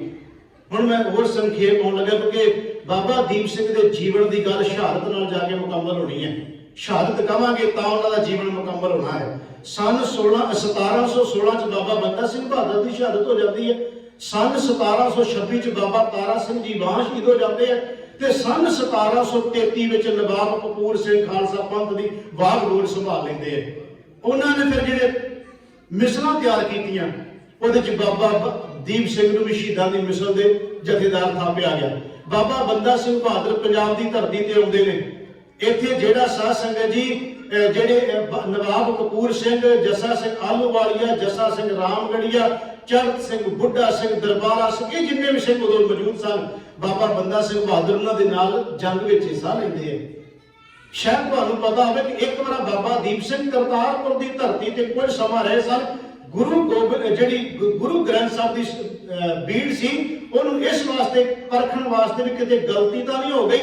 और करतारपुर साहब करतारपुरी भीड़ के नाल महाराज की बाणी के सारे जिहड़े शब्द मिलाउण वास्ते उदों जस्सा सिंह आलूवाले कोले इलाका सी। और फिर जिन्ना समा बाबा दीप सिंह उत्थे रहे, जस्सा सिंह आलूवालिया बाबा दीप सिंह की आप सेवा लगा रहा। प्रशादा आप तैयार करके छकाउंदा सी। मुट्ठी चापी इस तक इतिहास कर कहते मुट्ठी चापी जस्सा सिंह आलूवालिया बाबा दीप सिंह जी की करते सर कि फिर तो थकावट ना हो जाए। इन्हां मतलब गुरु ग्रंथ साहब नूं सिख इन्ना उच्चा समझते समझते अज भी है। जिन्हां दे अंदर नहीं उन्हां दी गल नहीं मैं कर रहा, पर अज भी सिख गुरु ग्रंथ साहब नूं गुरु दा ही रूप जानते हैं। इन्नी महाराज की कृपा सी, मेरा इन्ना प्यार सी सिखां दे विच बाबा दीप सिंह दा। मैं होर संखेप करा कि साध संगत जी फिर नवाब कपूर सिंह का जो समा आउंदा है, नवाबी भेजी जाती है। जो नवाबी देने लिए कहा जाता शवेक सिंह लैके आता है तो उस वेले नवाब कपूर सिंह कहते मैं नवाबी लैनी नहीं। उन्हें कहा जी जकरिया खां कह रहे हैं तो लैन की हर्ज है। उन्हें कहा चलो एक शर्त उत्ते कि मेरी सेवा ना खोलियो जी। कहते ठीक है। दूसरी गल 5 सिंघां दे चरनां नाल छुहाई जाए। उन्हां पंजां विच एक बाबा दीप सिंह भी सन। जिहड़े 5 प्यारे करो 5 सिंह जिहड़े सन उन्हां पंजां विच बाबा दीप सिंह भी मौजूद सन। खैर समा वो आ जाता है जदों पंजाब की धरती ते इहो कह लो पत्ता पत्ता सिंघां दा वैरी बने। एक समा वो आ गया जदों हुकूमत कह लग पई कि अमृतसर की धरती ते कोई आ नहीं सकता, अमृतसर का इशनान कोई नहीं कर सकता। जे कोई अपने आप को सिद्ध कहता शेर कहता तो अमृतसर के इशनान करके विखावे। ये लगभग 1733 तो लैके 40 तक के समय के विचकार की मैं गल कर रहा। मैं जी हर गल की डेट दसांगा तो समा उधर तुरिया जाना, मैं इस करके कुछ डेटा नहीं विचों बोलनियां, सीधी गल कर लग्या। उदों फिर साध संगत जी माड़ी कंबोके दे भाई सुखा सिंह ते भाई मनी सिंह के भतीजे भाई थैराज सिंह 50 सिंघां का जथा लैके दिन के 12 बजे अमृतसर के सरोवर च इशनान करके 50 सिंघां का जथा अकाल के जयकारे गिनाउंदा चलिया गया। एक बारी भाई सुखा सिंह माड़ी कंबोके कल्ला ही आ गया। ਤੇ ਘੋੜੇ ਸਮੇਤ ਸਰੋਵਰ 'ਚ ਟੁੱਬੀ ਲਵਾ ਕੇ ਅਕਾਲ ਅਕਾਲ ਦੇ ਜਕਾਰੇ ਛੱਡਦਾ ਚਲਿਆ ਗਿਆ। ਉਹਨੇ ਕਿਹਾ ਤੁਸੀਂ ਸਿੱਖਾਂ ਨੂੰ ਕਹਿੰਦੇ ਹੋ ਵੀ ਇਹ ਠੀਕ ਹੈ ਕਿ ਸਮਾਂ ਕਦੇ ਕਦੀ ਇਸ ਤਰ੍ਹਾਂ ਹੋ ਜਾਂਦਾ ਸੀ ਵੀ ਸਿੱਖ ਜਿਹੜੇ ਸਨ ਉਹ ਜੰਗਲਾਂ ਨੂੰ ਚਲੇ ਜਾਂਦੇ ਸਨ, ਨਹੀਂ ਸੀ ਕੋਈ ਦਿਸਦਾ ਸਿੱਖ, ਪਰ ਜਦੋਂ ਮੌਕਾ ਬਣਦਾ ਸੀ ਫਿਰ ਸਿੰਘ ਹਮਲਾ ਕਰ ਕੇ ਕਾਮਯਾਬ ਹੋ ਜਾਂਦੇ ਸਨ। ਖੈਰ ਸਨ 1700 ਤੇ ਸਾਧ ਸੰਗਤ ਜੀ ਅੱਜ ਦਾ 45 ਉਦੋਂ ਭਾਈ ਤਾਰੂ ਸਿੰਘ ਦੀ ਸ਼ਹੀਦੀ ਹੁੰਦੀ ਹੈ। ਇੱਕ ਮੈਂ ਭੁੱਲ ਗਿਆ ਵਿੱਚ ਕਿ ਸਾਧ ਸੰਗਤ 1738 ਵਿੱਚ ਭਾਈ ਮਨੀ ਸਿੰਘ ਜੀ ਹੋ ਜਾਂਦੇ। ਸਨ 1738 ਵਿੱਚ ਭਾਈ ਮਨੀ ਸਿੰਘ ਦੀ ਸ਼ਹਾਦਤ ਹੁੰਦੀ ਹੈ। ਸਨ 1745 ਵਿੱਚ ਭਾਈ ਤਾਰੂ ਸਿੰਘ ਜੀ ਸ਼ਹੀਦ ਹੁੰਦੇ ਆ ਤੇ ਵੱਡਾ ਘੱਲੂਘਾਰਾ ਜਿਹੜਾ ਉਹ 1761 ਦਾ ਹੈ ਤੇ ਛੋਟਾ ਘੱਲੂਘਾਰਾ 1746 ਦਾ ਹੈ। ਮੇਰਾ ਕਹਿਣ ਤੋਂ ਭਾਵ ਇਹ ਸਮਾਂ ਇੰਨਾ ਜ਼ਿਆਦਾ ਸੀ ਵੀ ਜਦੋਂ ਕੋਈ ਵੀ ਦਿਨ ਖਾਲੀ ਨਹੀਂ ਸੀ ਲੰਘਦਾ ਜਿੱਦਣ ਸਿੰਘ ਸ਼ਹੀਦ ਨਹੀਂ ਸੀ ਹੁੰਦੇ, ਹਰ ਟਾਈਮ ਇਹ ਚੱਲਦਾ ਪਿਆ ਸੀ। ਖੈਰ ਜਦੋਂ ਅਬਦਾਲੀ ਇੱਥੇ ਆਉਂਦਾ ਹੈ, ਉਹ ਹਮਲਾ ਕਰਦਾ ਹੈ। ਅਬਦਾਲੀ ਦੇ ਹਮਲੇ ਤੋਂ ਬਾਅਦ ਸਿੱਖ ਉਸ ਨੂੰ ਘੇਰਦੇ ਨੇ, ਅਬਦਾਲੀ ਨੂੰ, ਤੇ ਫਿਰ ਇਹੋ ਜਿਹਾ ਘੇਰਦੇ ਨੇ ਜਿਹੜਾ ਸਾਰੇ ਬੰਨਿਆਂ ਤੋਂ ਜਿੱਤ ਹਾਸਲ ਕਰਦਾ ਹੁੰਦਾ ਸੀ। ਜਦੋਂ ਪੰਜਾਬ ਦੀ ਧਰਤੀ ਤੇ ਆਇਆ, ਇਹੋ ਜਿਹੇ ਚਣੇ ਚਬਾਏ ਸਿੰਘਾਂ ਨੇ ਇਸ ਅਬਦਾਲੀ ਨੂੰ, ਇਹ ਮੁੜ ਕੇ ਪੈਰ ਨਾ ਦਰ ਪਾ ਸਕਿਆ। ਇਹਨੇ ਜਾ ਕੇ ਦਿੱਲੀ ਕਿਹਾ ਵੀ ਇਹ ਕੌਣ ਲੋਕ ਨੇ ਵੱਡੇ ਵੱਡੇ ਵਾਲਾਂ ਵਾਲੇ, ਇਹ ਕੌਣ ਨੇ ਲੋਕ ਜਿਹੜੇ ਵੇਖਣ ਨੂੰ ਜੰਗਲੀ ਜਾਨਵਰਾਂ ਦੀ ਤਰ੍ਹਾਂ ਲੱਗਦੇ ਨੇ, ਉਹਦੀ ਬੋਲੀ ਹੈ, ਮੈਨੂੰ ਵਕਤ ਪਾਇਆ ਹੋਇਆ ਕੌਣ ਨੇ। ਫਿਰ ਉਹਨੂੰ ਕਿਹਾ ਵੀ ਇਹ ਗੁਰੂ ਗੋਬਿੰਦ ਸਿੰਘ ਦੇ ਸਿੰਘ ਨੇ। ਉਹਨੇ ਕਿਹਾ ਘਰ ਘਰ ਤਬਾਹ ਕਰ ਦਿਓ। ਕਹਿੰਦੇ ਘਰ ਹੈਗੇ ਨਹੀਂ, ਤਬਾਹ ਕੀ ਕਰੀਏ, ਇਹ ਘੋੜਿਆਂ ਦੀਆਂ ਕਾਠੀਆਂ ਤੇ ਰਹਿੰਦੇ ਨੇ, ਇਹਨਾਂ ਦੇ ਕੋਲੇ ਖਾਣ ਵਾਸਤੇ ਕੁਝ ਨਹੀਂ, ਛੋਲੇ ਖਾ ਕੇ ਬਦਾਮ ਕਹਿੰਦੇ ਨੇ, ਤੇ ਇਹ ਸੁੱਕੀ ਮਿੱਸੀ ਖਾ ਕੇ ਕਹਿੰਦੇ ਖਾਲ ਜਿੱਧਰ ਕੁਝ ਨਾ ਖਾਧਾ ਹੋਵੇ ਕਹਿੰਦੇ ਖਾਲਸੇ ਨੇ ਕੜਾਕਾ ਛੱਡਿਆ ਹੈ, ਜਿੱਧਰ ਕੁਝ ਵੀ ਨਾ। ਇਹ ਬੋਲੀ ਸੀ ਸਿੰਘਾਂ ਦੀ। ਉਹਨੇ ਫਿਰ ਆਪਣੇ ਪੁੱਤਰ ਨੂੰ ਕਿਹਾ, ਉਹਨਾਂ ਨੂੰ ਮਜ਼ਾ ਚਕਾ ਇੱਕ ਵਾਰੀ, ਤਮੂਰ ਨੂੰ ਕਿਹਾ, ਹੁਣ ਮੈਂ ਬਾਬਾ ਦੀਪ ਸਿੰਘ ਦੀ ਸ਼ਹਾਦਤ ਵਾਲੇ ਬੰਨੇ ਆਉਣ ਲੱਗਿਆ। ਉਹਨੇ ਆਪਣੇ ਪੁੱਤਰ ਤਮੂਰ ਨੂੰ ਕਿਹਾ ਵੀ ਤੂੰ ਇਹਨਾਂ ਦਾ ਖੁਰਾ ਫੌਜ ਮਿਟਾ ਦੇ। ਇਹ ਗੱਲ ਉਸ ਤੋਂ ਪਹਿਲਾਂ ਵੀ ਹੋ ਚੁੱਕੀ ਸੀ, ਬੜੇ ਜਣਿਆਂ ਨੇ ਕਿਹਾ ਸੀ ਖੁਰਾ ਫੌਜ ਮਿਟਾਉਣਾ, ਪਰ ਮਿਟਾ ਕੋਈ ਨਾ ਸਕਿਆ। ਫਿਰ ਉਹਨੇ ਕਿਹਾ ਵੀ ਕਾਰਨ ਲੱਭੀਏ ਵੀ ਕਾਰਨ ਕੀ ਹੈ। ਕਾਰਨ ਦੱਸਿਆ ਗਿਆ ਵੀ ਇਹ ਜਿਹੜੇ ਅੰਮ੍ਰਿਤਸਰ ਆਉਂਦੇ ਨੇ ਨਾ, ਇਹ ਸੱਚ ਕੇਂਦਰ ਹੈ ਸਾਡਾ। ਇਹ ਪਤਾ ਨਹੀਂ ਗੁਰੂ ਨੇ ਕੀ ਇਹਨਾਂ ਦੇ ਸ਼ਕਤੀ ਭਰੀ, ਜਿਹੜਾ ਅੰਮ੍ਰਿਤਸਰ ਇੱਕ ਵਾਰੀ ਹੋ ਕੇ ਚਲਿਆ ਜਾਂਦਾ ਨਾ, ਬਾਅਦ ਉਸ ਮਰਨ ਵਾਸਤੇ ਤਿਆਰ ਹੋ ਜਾਂਦਾ। ਪਤਾ ਨਹੀਂ ਗੁਰੂ ਨੇ ਕੀ ਪਾਇਆ ਉੱਥੇ ਅੰਮ੍ਰਿਤਸਰ ਦੇ ਵਿੱਚ। ਇਹ ਉਹਨਾਂ ਦੀ ਸ਼ਬਦਾਵਲੀ, ਉਹਨਾਂ ਦੀ ਬੋਲੀ ਹੈ ਜੋ ਇਤਿਹਾਸ 'ਚ ਲਿਖਿਆ, ਉਹ ਕਹਿ ਰਹੇ। ਉਹਨੇ ਕਿਹਾ ਇਹਦਾ ਮਤਲਬ ਹੈ ਅੰਮ੍ਰਿਤਸਰ ਦੇ ਵਿੱਚ ਕੋਈ ਤਾਕਤ ਹੈ। ਉਹਨੇ ਕਿਹਾ ਹਾਂ। ਉਹਨੇ ਕਿਹਾ ਫਿਰ ਅੰਮ੍ਰਿਤਸਰ ਢਾਹ ਦਿਓ, ਅੰਮ੍ਰਿਤਸਰ ਦਾ ਸਰੋਵਰ ਪੂਰ ਦਿਓ, ਖਤਮ ਕਰ ਦਿਓ ਸਾਰਾ ਕੁਝ। ਜਦੋਂ ਇਹ ਗੱਲ ਕਹੀ ਗਈ ਤੇ ਸਾਧ ਸੰਗਤ ਜੀ ਇਹ ਫਿਰ ਜਹਾਨ ਖਾਨ, ਜ਼ਬਰਦਸਤ ਖਾਨ, ਤੈਮੂਰ ਖਾਨ, ਇਹ ਅਬਦਾਲੀ ਦਾ ਪੁੱਤਰ, ਇਹਨੂੰ ਪੰਜਾਬ ਦੀ ਧਰਤੀ ਤੇ ਇੱਧਰ ਤੋਰਦਾ ਹੈ। ਇੱਧਰ ਬਾਬਾ ਦੀਪ ਸਿੰਘ ਦਾ ਸਮਾਂ, ਉਹ ਦਮਦਮਾ ਸਾਹਿਬ ਦੀ ਧਰਤੀ, ਮੈਂ ਜ਼ਿਕਰ ਕੀਤਾ ਵੀ ਵਿੱਚ ਵਿੱਚ ਉਹ ਆਉਂਦੇ ਸਨ ਪੰਜਾਬ, ਜਦੋਂ ਮੌਕਾ ਬਣਦਾ ਸੀ ਉਹ ਨਾਲ ਸਿੰਘਾਂ ਦੀ ਮਦਦ ਕਰਦੇ ਸਨ, ਪਰ ਜ਼ਿਆਦਾ ਸਮਾਂ ਉਹਨਾਂ ਨੇ ਸਿੱਖੀ ਦਾ ਪ੍ਰਚਾਰ ਉਧਰ ਕੀਤਾ। ਬਾਬਾ ਦੀਪ ਸਿੰਘ ਜੀ ਖੰਡੇ ਬਾਟੇ ਦੀ ਪੌੜ ਤਿਆਰ ਕਰਕੇ ਜਥੇ ਤਿਆਰ, ਇਹ ਵੀ ਤਾਂ ਸੇਵਾ ਹੀ ਸੀ ਨਾ, ਜਿਹੜਾ ਪੰਥ ਨੂੰ ਤਿਆਰ ਕਰਨ ਦੀ ਵੀ ਤਾਂ ਸੇਵਾ ਸੀ। ਇੱਕ ਨੌਜਵਾਨਾਂ ਨੂੰ ਤਿਆਰ ਕਰ ਰਹੇ ਸਨ, ਖੰਡੇ ਬਾਟੇ ਦੀ ਪੌੜ ਦੇ ਕੇ ਫੌਜ ਬਣਾ ਰਹੇ ਸਨ। ਸਮਾਂ ਆਇਆ, ਤੈਮੂਰ ਨੇ ਇਸ ਅੰਮ੍ਰਿਤਸਰ ਦੀ ਧਰਤੀ, ਇਹ ਸਨ 1757 ਦਾ ਜ਼ਿਕਰ ਹੈ। ਇੱਕ ਵਾਰੀ 1756 ਵਿੱਚ ਨਾ ਜਦੋਂ ਅਬਦਾਲੀ ਤੋਂ ਲੁੱਟ ਕੇ ਮਾਲ ਲੈ ਕੇ ਜਾ ਰਿਹਾ ਸੀ ਤੇ ਬਹੁ ਬੇਟੀਆਂ ਫੜ ਕੇ ਲਿਜਾ ਰਿਹਾ ਸੀ, ਉਹਨਾਂ ਨੂੰ ਛਡਾਉਣ ਵਿੱਚ ਵੀ ਬਾਬਾ ਦੀਪ ਸਿੰਘ ਦਾ ਰੋਲ ਹੈ। ਸਿੰਘਾਂ ਦੇ ਨਾਲ ਇਹਨਾਂ ਨੂੰ ਛਡਾ ਕੇ ਘਰੋਂ ਘਰੀ ਪਹੁੰਚਾਇਆ ਸੀ। ਇੱਕ ਮੈਂ ਜ਼ਿਕਰ ਕਰਨਾ ਚਾਹੁੰਦਾ, ਮੈਨੂੰ ਉਹ ਮੇਰੇ ਧਿਆਨ 'ਚ ਸੀ, ਮੈਂ ਉਹਦਾ ਜ਼ਰੂਰ ਜ਼ਿਕਰ ਕਰ ਜਾ, ਕਈ ਵਾਰ ਗੱਲ ਨਿਕਲ ਜਾਂਦੀ ਹੈ। ਸਾਡਾ ਕਿਰਦਾਰ ਕੀ ਸੀ, ਮੈਂ ਇਹਦਾ ਜ਼ਿਕਰ ਜ਼ਰੂਰ ਕਰਨਾ ਚਾਹੁੰਦਾ। ਐਵੇਂ ਨਹੀਂ ਸੀ ਮੱਲਾਂ ਮਾਰੀਆਂ। ਅੱਜ ਅਸੀਂ ਇੰਨੀ ਵੱਡੀ ਗਿਣਤੀ ਵਿੱਚ ਤੇ ਫਿਰ ਵੀ ਮਾਰ ਖਾ ਰਹੇ, ਤੇ ਕਾਰਨ ਨਹੀਂ ਕੁਝ, ਸਾਡਾ ਕਿਰਦਾਰ ਨਹੀਂ ਹੋ ਰਿਹਾ। ਗੱਲਾਂ ਕਰਨ ਨੂੰ ਅਸੀਂ ਬਹੁਤ ਆ, ਮੈਂ ਵੀ ਵਿੱਚ ਸ਼ਾਮਲ ਆ, ਅਸੀਂ ਗੱਲਾਂ ਵਾਲੇ ਰਹਿ ਗਏ ਕੇਵਲ, ਪਰ ਉਹ ਸਾਡਾ ਜੀਵਨ ਨਹੀਂ ਰਿਹਾ, ਉਹ ਕਿਰਦਾਰ ਨਹੀਂ ਹੈ। ਇੱਕ ਵਾਰ ਨਾ ਸਾਧ ਸੰਗਤ ਜੀ ਸਿਆਲਕੋਟ ਦੇ ਇਲਾਕੇ ਚੋਂ ਪ੍ਰਤਾਪ ਚੰਦ ਇਹ ਦਿੱਲੀ ਨੂੰ ਕੋਈ ਸਮਾਨ ਲੈ ਕੇ ਚੱਲਿਆ ਸੀ। ਉਹਦੇ ਵਿੱਚ ਸੀ ਮੇਵੇ, ਗਿਰੀਆਂ, ਬਦਾਮ ਤੇ ਜਿਹੜੇ ਸਿਆਲੀ ਕੱਪੜੇ ਸਨ, ਇਹ ਲੈ ਕੇ ਜਾ ਰਿਹਾ ਸੀ ਦਿੱਲੀ ਨੂੰ। ਤੇ ਹਰਗੋਬਿੰਦਪੁਰੇ ਦੇ ਕੋਲ ਸਿੱਖ ਉਸ ਵੇਲੇ ਉਸ ਇਲਾਕੇ ਵਿੱਚ ਸਨ। ਇਹ ਨਵਾਬ ਕਪੂਰ ਸਿੰਘ ਨੇ ਫੈਸਲਾ ਕੀਤਾ ਸੀ ਵੀ ਸਰਕਾਰੀ ਖਜ਼ਾਨਾ ਲੁੱਟਿਆ ਜਾਏ, ਸਰਕਾਰ ਦੇ ਹਥਿਆਰ ਲੁੱਟੇ ਜਾਣ, ਤੇ ਜਿੰਨੀ ਮਾਰ ਸਰਕਾਰ ਨੂੰ ਮਾਰੀ ਜਾਵੇ, ਆਮ ਲੋਕਾਂ ਨੂੰ ਨਹੀਂ। ਇਹ ਸੀ ਗੱਲ ਉਹਦੀ। ਉਹ ਜਦੋਂ ਸਾਧ ਸੰਗਤ ਜੀ ਇੱਕ ਪ੍ਰਤਾਪ ਚੰਦ ਆ ਰਿਹਾ ਹੈ, ਹਰਗੋਬਿੰਦਪੁਰੇ ਦੇ ਕੋਲ ਆਏ ਤੇ ਸਿੱਖਾਂ ਨੇ ਸਾਰਾ ਕੁਝ ਲੁੱਟ ਪੁੱਟ ਲਿਆ। ਇਹਦੇ ਤੋਂ ਕੱਪੜੇ ਜਿਹੜੇ ਕੀਮਤੀ ਦਿਸ਼ਾਲੇ ਸੀ ਉਹ ਕੱਪੜੇ ਉਹ ਵੀ ਲੈ ਲਏ। ਉਹਦੇ ਵਿੱਚੋਂ ਫਿਰ ਇਹਨੇ ਬਦਾਮ ਗਿਰੀਆਂ ਮੇਵੇ ਆਦਿ ਜਿਹੜਾ ਕੀਮਤੀ ਸਮਾਨ ਸੀ ਉਹ ਵੀ ਲੈ ਲਿਆ ਗਿਆ। ਇਹ ਸਾਰਾ ਕੁਝ ਲੈ ਕੇ ਜਦੋਂ ਇਹ ਭਾਈ ਸਾਹਿਬ ਜਦੋਂ ਗੱਲ ਕਰੋਗੇ ਸਾਰੀ ਮੇਰੀ ਸੁਰਤ ਵਿੱਚ ਧਿਆਨ ਚ ਸਾਰੀ ਗੱਲ ਮੁੱਕ ਜਾਂਦੀ ਹੈ। ਬੋਲੋ ਮੈਂ ਬੇਨਤੀ ਕਰ ਰਿਹਾ ਸਾਧ ਸੰਗਤ ਜੀ, ਉਹਨਾਂ ਨੇ ਕਿਹਾ ਵੀ ਪ੍ਰਤਾਪ ਚੰਦ ਨੂੰ ਜਦੋਂ ਇਹ ਲੈ ਕੇ ਜਾ ਰਿਹਾ ਸੀ ਤੇ ਉਹਨਾਂ ਨੇ ਸਿੰਘਾਂ ਨੇ ਸਾਰਾ ਕੁਝ ਲੁੱਟ ਲਿਆ। ਇਹਦੇ ਕੋਲੋਂ ਜਦੋਂ ਲੁੱਟ ਲਿਆ ਤੇ ਨਵਾਬ ਕਪੂਰ ਸਿੰਘ ਨੂੰ ਪਤਾ ਲੱਗਿਆ, ਉਹਨੇ ਕਿਹਾ ਮਾਲਕ ਕੌਣ, ਲਿਆਓ ਉਹਨੂੰ। ਉਹ ਕਹਿੰਦੇ ਜੀ ਮਾਲਕ ਦੇ ਪਿੰਡ 'ਚ ਕਿਸੇ ਘਰ 'ਚ ਲੁੱਕ ਕੇ ਬੈਠਾ ਵੀ ਮੈਨੂੰ ਮਾਰ ਨਾ ਦੇਣ, ਕਹਿੰਦੇ ਲਿਆਓ ਉਹਨੂੰ ਬਾਹਰ ਕੱਢ ਕੇ। ਲਿਆਂਦਾ ਗਿਆ।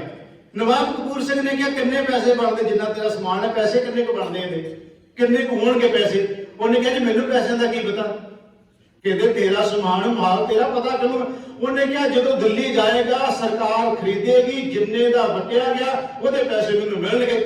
ਨਵਾਬ ਕਪੂਰ ਸਿੰਘ ਨੇ ਕਿਹਾ ਇਹਦਾ ਮਤਲਬ ਹੈ ਵੀ ਇਹ ਸਮਾਨ ਅਜੇ ਸਰਕਾਰ ਦਾ ਨਹੀਂ? ਉਹਨੇ ਕਿਹਾ ਨਹੀਂ, ਅਜੇ ਮੇਰਾ ਨਿੱਜੀ ਹੈ, ਵੇਚਣ ਵਾਸਤੇ ਜਾ ਰਹੇ ਹਾਂ।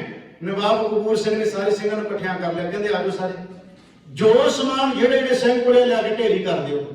ਇਤਿਹਾਸ ਕਹਿੰਦਾ ਵੀ ਇੱਕ ਵੀ ਚੀਜ਼ ਘੱਟ ਨਾ ਰਹੀ, ਜੋ ਵੀ ਸ਼ਾਲ ਸਨ, ਕੰਬਲ ਸਨ, ਲੋਈਆਂ, ਹਾਲਾਂਕਿ ਲੋੜ ਸੀ, ਸਿਆਲ ਦੇ ਦਿਨ ਸਨ, ਗਿਰੀਆਂ ਬਦਾਮ ਮੇਵੇ ਜੋ ਕੁਝ ਵੀ ਸੀ ਸਾਰਾ ਕੁਝ ਲਿਆ ਕੇ ਢੇਰੀ ਕਰਕੇ ਕਹਿੰਦੇ ਦੇਖ ਲਾ ਤੇਰਾ ਸਮਾਨ ਪੂਰਾ? ਉਹ ਕਹਿੰਦੇ ਪੂਰਾ ਮੇਰਾ ਸਮਾਨ ਹੈ। ਨਵਾਬ ਕਪੂਰ ਸਿੰਘ ਨੇ ਲੈ ਲਿਆ ਸੀ, ਤੈਨੂੰ ਨਹੀਂ ਸੀ ਲੁੱਟਣਾ, ਸੀ ਤੇ ਸਰਕਾਰ ਦਾ ਲੁੱਟਣਾ ਸੀ।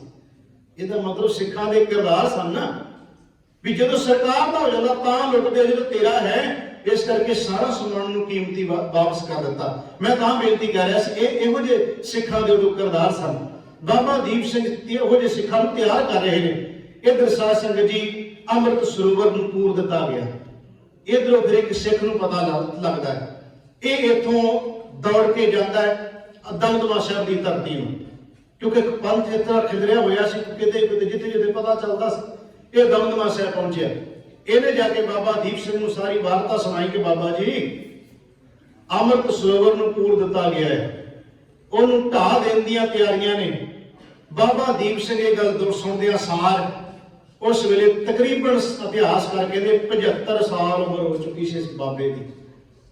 ਅੱਜ ਜਿਹੜੇ ਅਸੀਂ ਗੱਲਾਂ ਕਰਦੇ ਬਾਬਾ ਦੀਪ ਸਿੰਘ ਕੌਣ ਰਿਹਾ ਜੀ?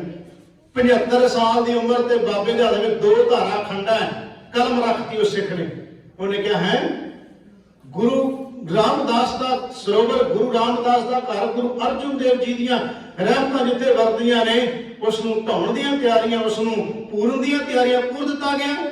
ਬਾਬਾ ਜੀ ਨੇ ਕਿਹਾ ਆਓ ਸਿੰਘੋ ਮਰ ਮਿਟਣ ਵਾਸਤੇ ਜਿਹੜੇ ਤਿਆਰ ਨੇ ਮੇਰੇ ਨਾਲ ਚਲੋ। ਉੱਥੋਂ ਫਿਰ ਬਾਬਾ ਦੀਪ ਸਿੰਘ ਜਥਾ ਲੈ ਕੇ ਤੁਰਦੇ ਨੇ। ਇਹ ਜਥਾ 200 ਦਾ ਕਹਿ ਲਓ, 500 ਦਾ ਕਹਿ ਲਓ, 5000 ਦਾ ਕਹਿ ਲਓ, ਗਿਣਤੀ ਅਲੱਗ-ਅਲੱਗ ਵਿਦਵਾਨਾਂ ਦੀ। ਅਸੀਂ ਗਿਣਤੀ 'ਚ ਨਾ ਪਈਏ, ਇਉਂ ਕਹਿ ਲਈਏ ਕਿ ਜਥਾ ਦਮਦਮਾ ਸਾਹਿਬ ਦੀ ਧਰਤੀ ਤੋਂ ਤੁਰਦਾ ਹੈ। ਇਹ ਹਰੀਕੇ ਪੱਤਰ ਨੂੰ ਪਾਰ ਕਰਦੇ ਨੇ, ਇਹ ਪਹੁੰਚ ਜਾਂਦੇ ਤਰਨ ਤਾਰਨ ਦੇ ਇਲਾਕੇ ਵਿੱਚ। ਸੰਖੇਪ ਜ਼ਿਕਰ ਲੱਗਾ ਕਰਨ, ਤਰਨ ਤਾਰਨ ਦੇ ਇਲਾਕੇ ਵਿੱਚ ਪਹੁੰਚ ਜਾਂਦੇ ਨੇ। ਇੱਥੇ ਫਿਰ ਬਾਬਾ ਦੀਪ ਸਿੰਘ ਜੀ ਇੱਕ ਲਕੀਰ ਖਿੱਚਦੇ, ਅੱਜ ਵੀ ਗੁਰਦੁਆਰਾ ਮੌਜੂਦ ਹੈ। ਮੈਂ ਤਾਂ ਕਿਹਾ ਜਿਹੜੇ ਇਸ ਇਲਾਕੇ ਦੇ ਵੀਰ ਨੇ ਨਾ ਉਹਨਾਂ ਨੂੰ ਪਤਾ ਹੋਏਗਾ ਕਿ ਇਹ ਹਰੀਕਿਆਂ ਵਾਲਾ ਰੋਡ ਜਿਹੜਾ ਹੈ, ਹਰੀਕੇ ਬਾਰਡਰ ਤੁਸੀਂ ਜਾਣਦੇ ਹੋ, ਇਹ ਪੂਰੇ ਦਾ ਪੂਰਾ ਜਦੋਂ ਅੰਮ੍ਰਿਤਸਰ ਸਾਹਿਬ ਤੱਕ ਤੁਸੀਂ ਪਹੁੰਚਣਾ ਹੈ, ਜਾਂ ਇਉਂ ਵੀ ਕਹਿ ਸਕਦੇ ਹੋ ਕਿ ਜਿਹੜਾ ਖੇਮਕਰਨ ਤੋਂ ਲੈ ਕੇ ਝਬਾਲ ਦਾ ਏਰੀਆ ਤੇ ਅੰਮ੍ਰਿਤਸਰ ਪਹੁੰਚਣ ਦਾ ਇੱਕੋ ਵੀ ਰੋਡ ਹੈ।